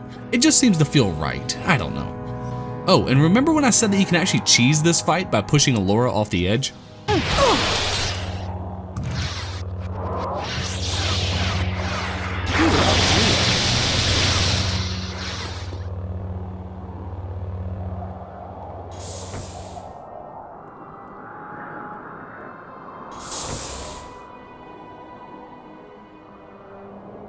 Kyle? Rosh. I'm sorry. Jaden has turned. You've lost both your students. No. You are a Jedi. Thank you.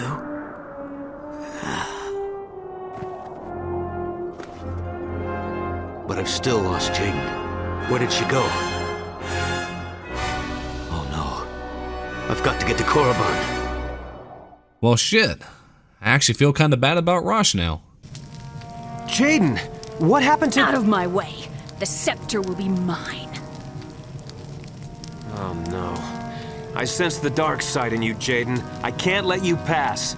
I will pass, whether you want me to or not. No, not random Jedi friend who I don't really know the name of. So this is really what makes the dark side choice so interesting. It actively makes the last level just so much harder, with us now having to fight both cultists and Jedi alike. I mean, this on Jedi Master difficulty is near impossible, and on Jedi Knight difficulty, it's still a very tough task. I mean, there were a few parts on the light side path that made me struggle just facing the cultist, but here you have no respite.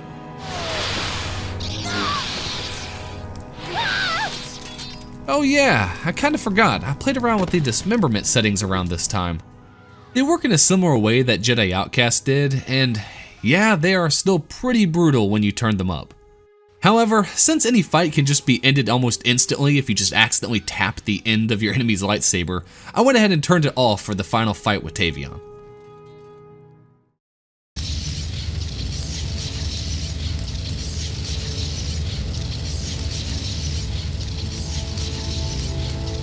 Tavion! Give me the scepter! Ah, Kyle's good student. Or is it? I sense the dark side in you. Are you here to witness the resurrection? No! I'm here to kill you. Something that my old master couldn't do. But why? With Ragnos reborn, the Jedi will be wiped out, and we can serve him as he rules the galaxy. I will no longer serve anyone. I will have the scepter and its power for myself. Now give it to me! Impudent whelp! I will enjoy slaying you. So the first portion of this fight goes the same as the light side path. However, something does change for the second portion.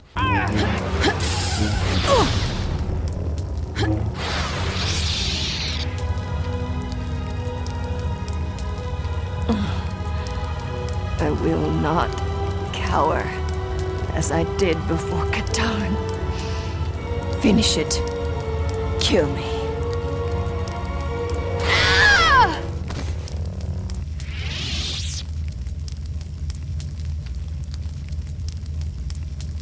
Jaden, stop! Don't get in my way, Kyle! Jaden, I know you're angry, but it's not too late to renounce the dark side. Tavion and her cult has been stopped. We can end this here. Oh no! This is just the beginning. Jaden, the lure of the dark side is strong, but it will ultimately destroy you. Fight it. Rosh resisted it, you can too. Rosh was weak! He was too afraid to grasp the true power of the dark side. I can't let you do this, Jaden. Then stop me, Master. Man, this just feels kinda wrong. Fighting Kyle after he still is trying to turn us back to the light? I just feel kinda gross fighting him like this. And it is one heck of a fight. Kyle is far more powerful than Tavion was. He has stronger force powers than I think anyone else you face in this game, and if anything, he really is the true boss of this game. But despite me feeling wrong doing it, we still unfortunately have to strike him down.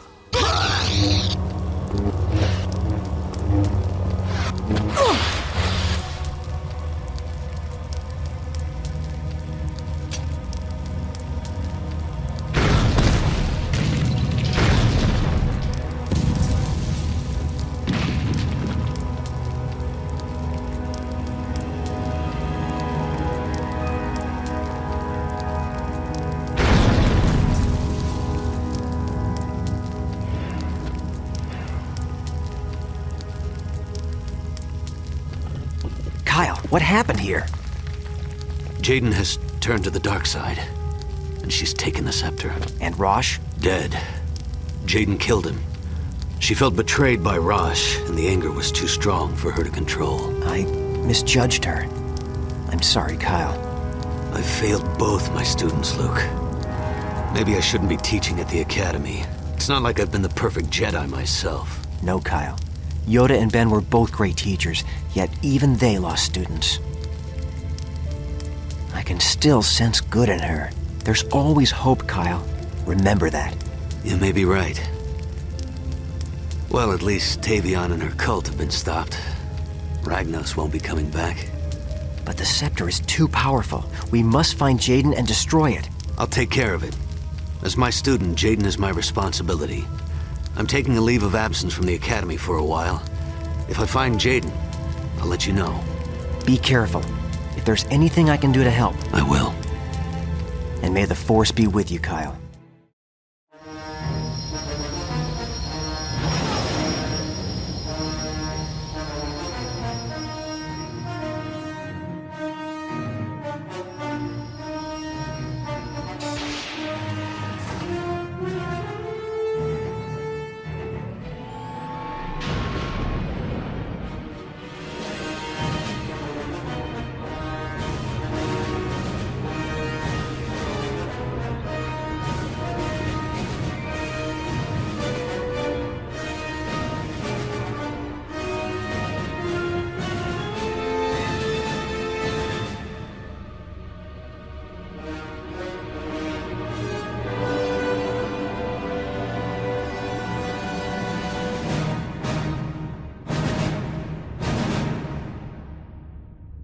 Okay, tell me that is not the more interesting ending.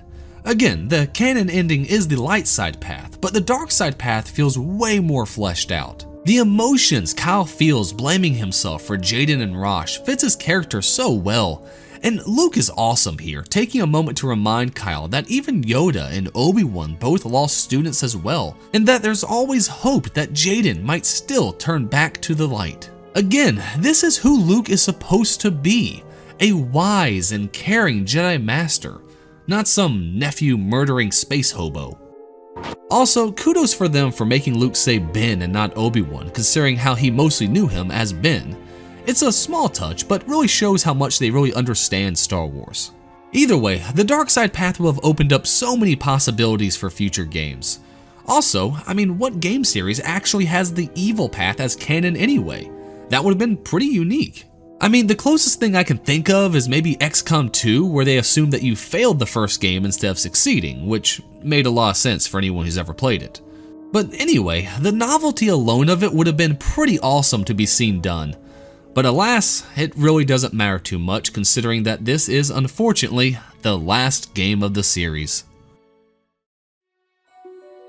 There's always a heavy debate over what's better, Jedi Outcast or Jedi Academy. And this was something that I was actually really interested in going back through these games to find out. As a kid, I enjoyed both the games greatly, but I always preferred Outcast by a mile. Now that I'm an adult, I have to say my opinion still stands. Don't get me wrong, there are so many great things about this game and I highly recommend everyone go and try it out. But unfortunately, the story and level design just really doesn't compare to Outcast in my mind. However, given how little time Raven had to make this game, they made some insane improvements to the combat. And the story still serves pretty well to get you from point A to point B. Also, a few of these levels did have some impressive features that makes playing through the game totally worth it. But I am curious, of the entire Dark Forces / Jedi Knight series, what has been your all-time favorite? Are you like most people who prefer Academy, or do you prefer Outcast like me? Or maybe you're really old school about it and maybe you love Dark Forces too. Whatever it might be, please leave in the comments below so we can all see which game truly reigns supreme. So, funny thing here is that when I was looking through a lot of my old stuff, I managed to find my original copy of Jedi Academy I had back when I was a kid. And I know this is my original copy because I found it in an Xbox case that had no cover on it, that had stains from God knows what, and it looked like it'd been mauled by a pack of dogs. So this is my original copy, which is kinda neat. Either way, we are officially done with the Jedi Knight and / Dark Forces series, and I just have to say, playing through these games again has been an absolute blast. I mean, to see the series start as just this Doom clone from 1995 to becoming one of the greatest Jedi games ever made is just, it's surreal to see in a way. It really does show that when people are just passionate about what they're creating and really care about what they're creating, they can create things that just remain timeless, because not once when playing through all these games did they fail to put a smile on my face. Well, except for a few portions during Mysteries of the Sith, but we won't talk about that. Overall, that was still a good game. Either way, this is the end of the Dark Forces / Jedi Knight series of games, which means I need some new ideas as to what to play next. Alright, it can be Star Wars related, it can be something totally different, I really don't mind, I just enjoy talking about video games, so leave your recommendations in the comments below. And if you haven't already seen any of the other Dark Forces / Jedi Knight retrospectives I've done here on the channel, you can always check out the entire playlist over here to my left, or of course whatever YouTube's recommending here over to my right. Again, thank you so much for watching the video, and I hope to see you again real soon. Peace.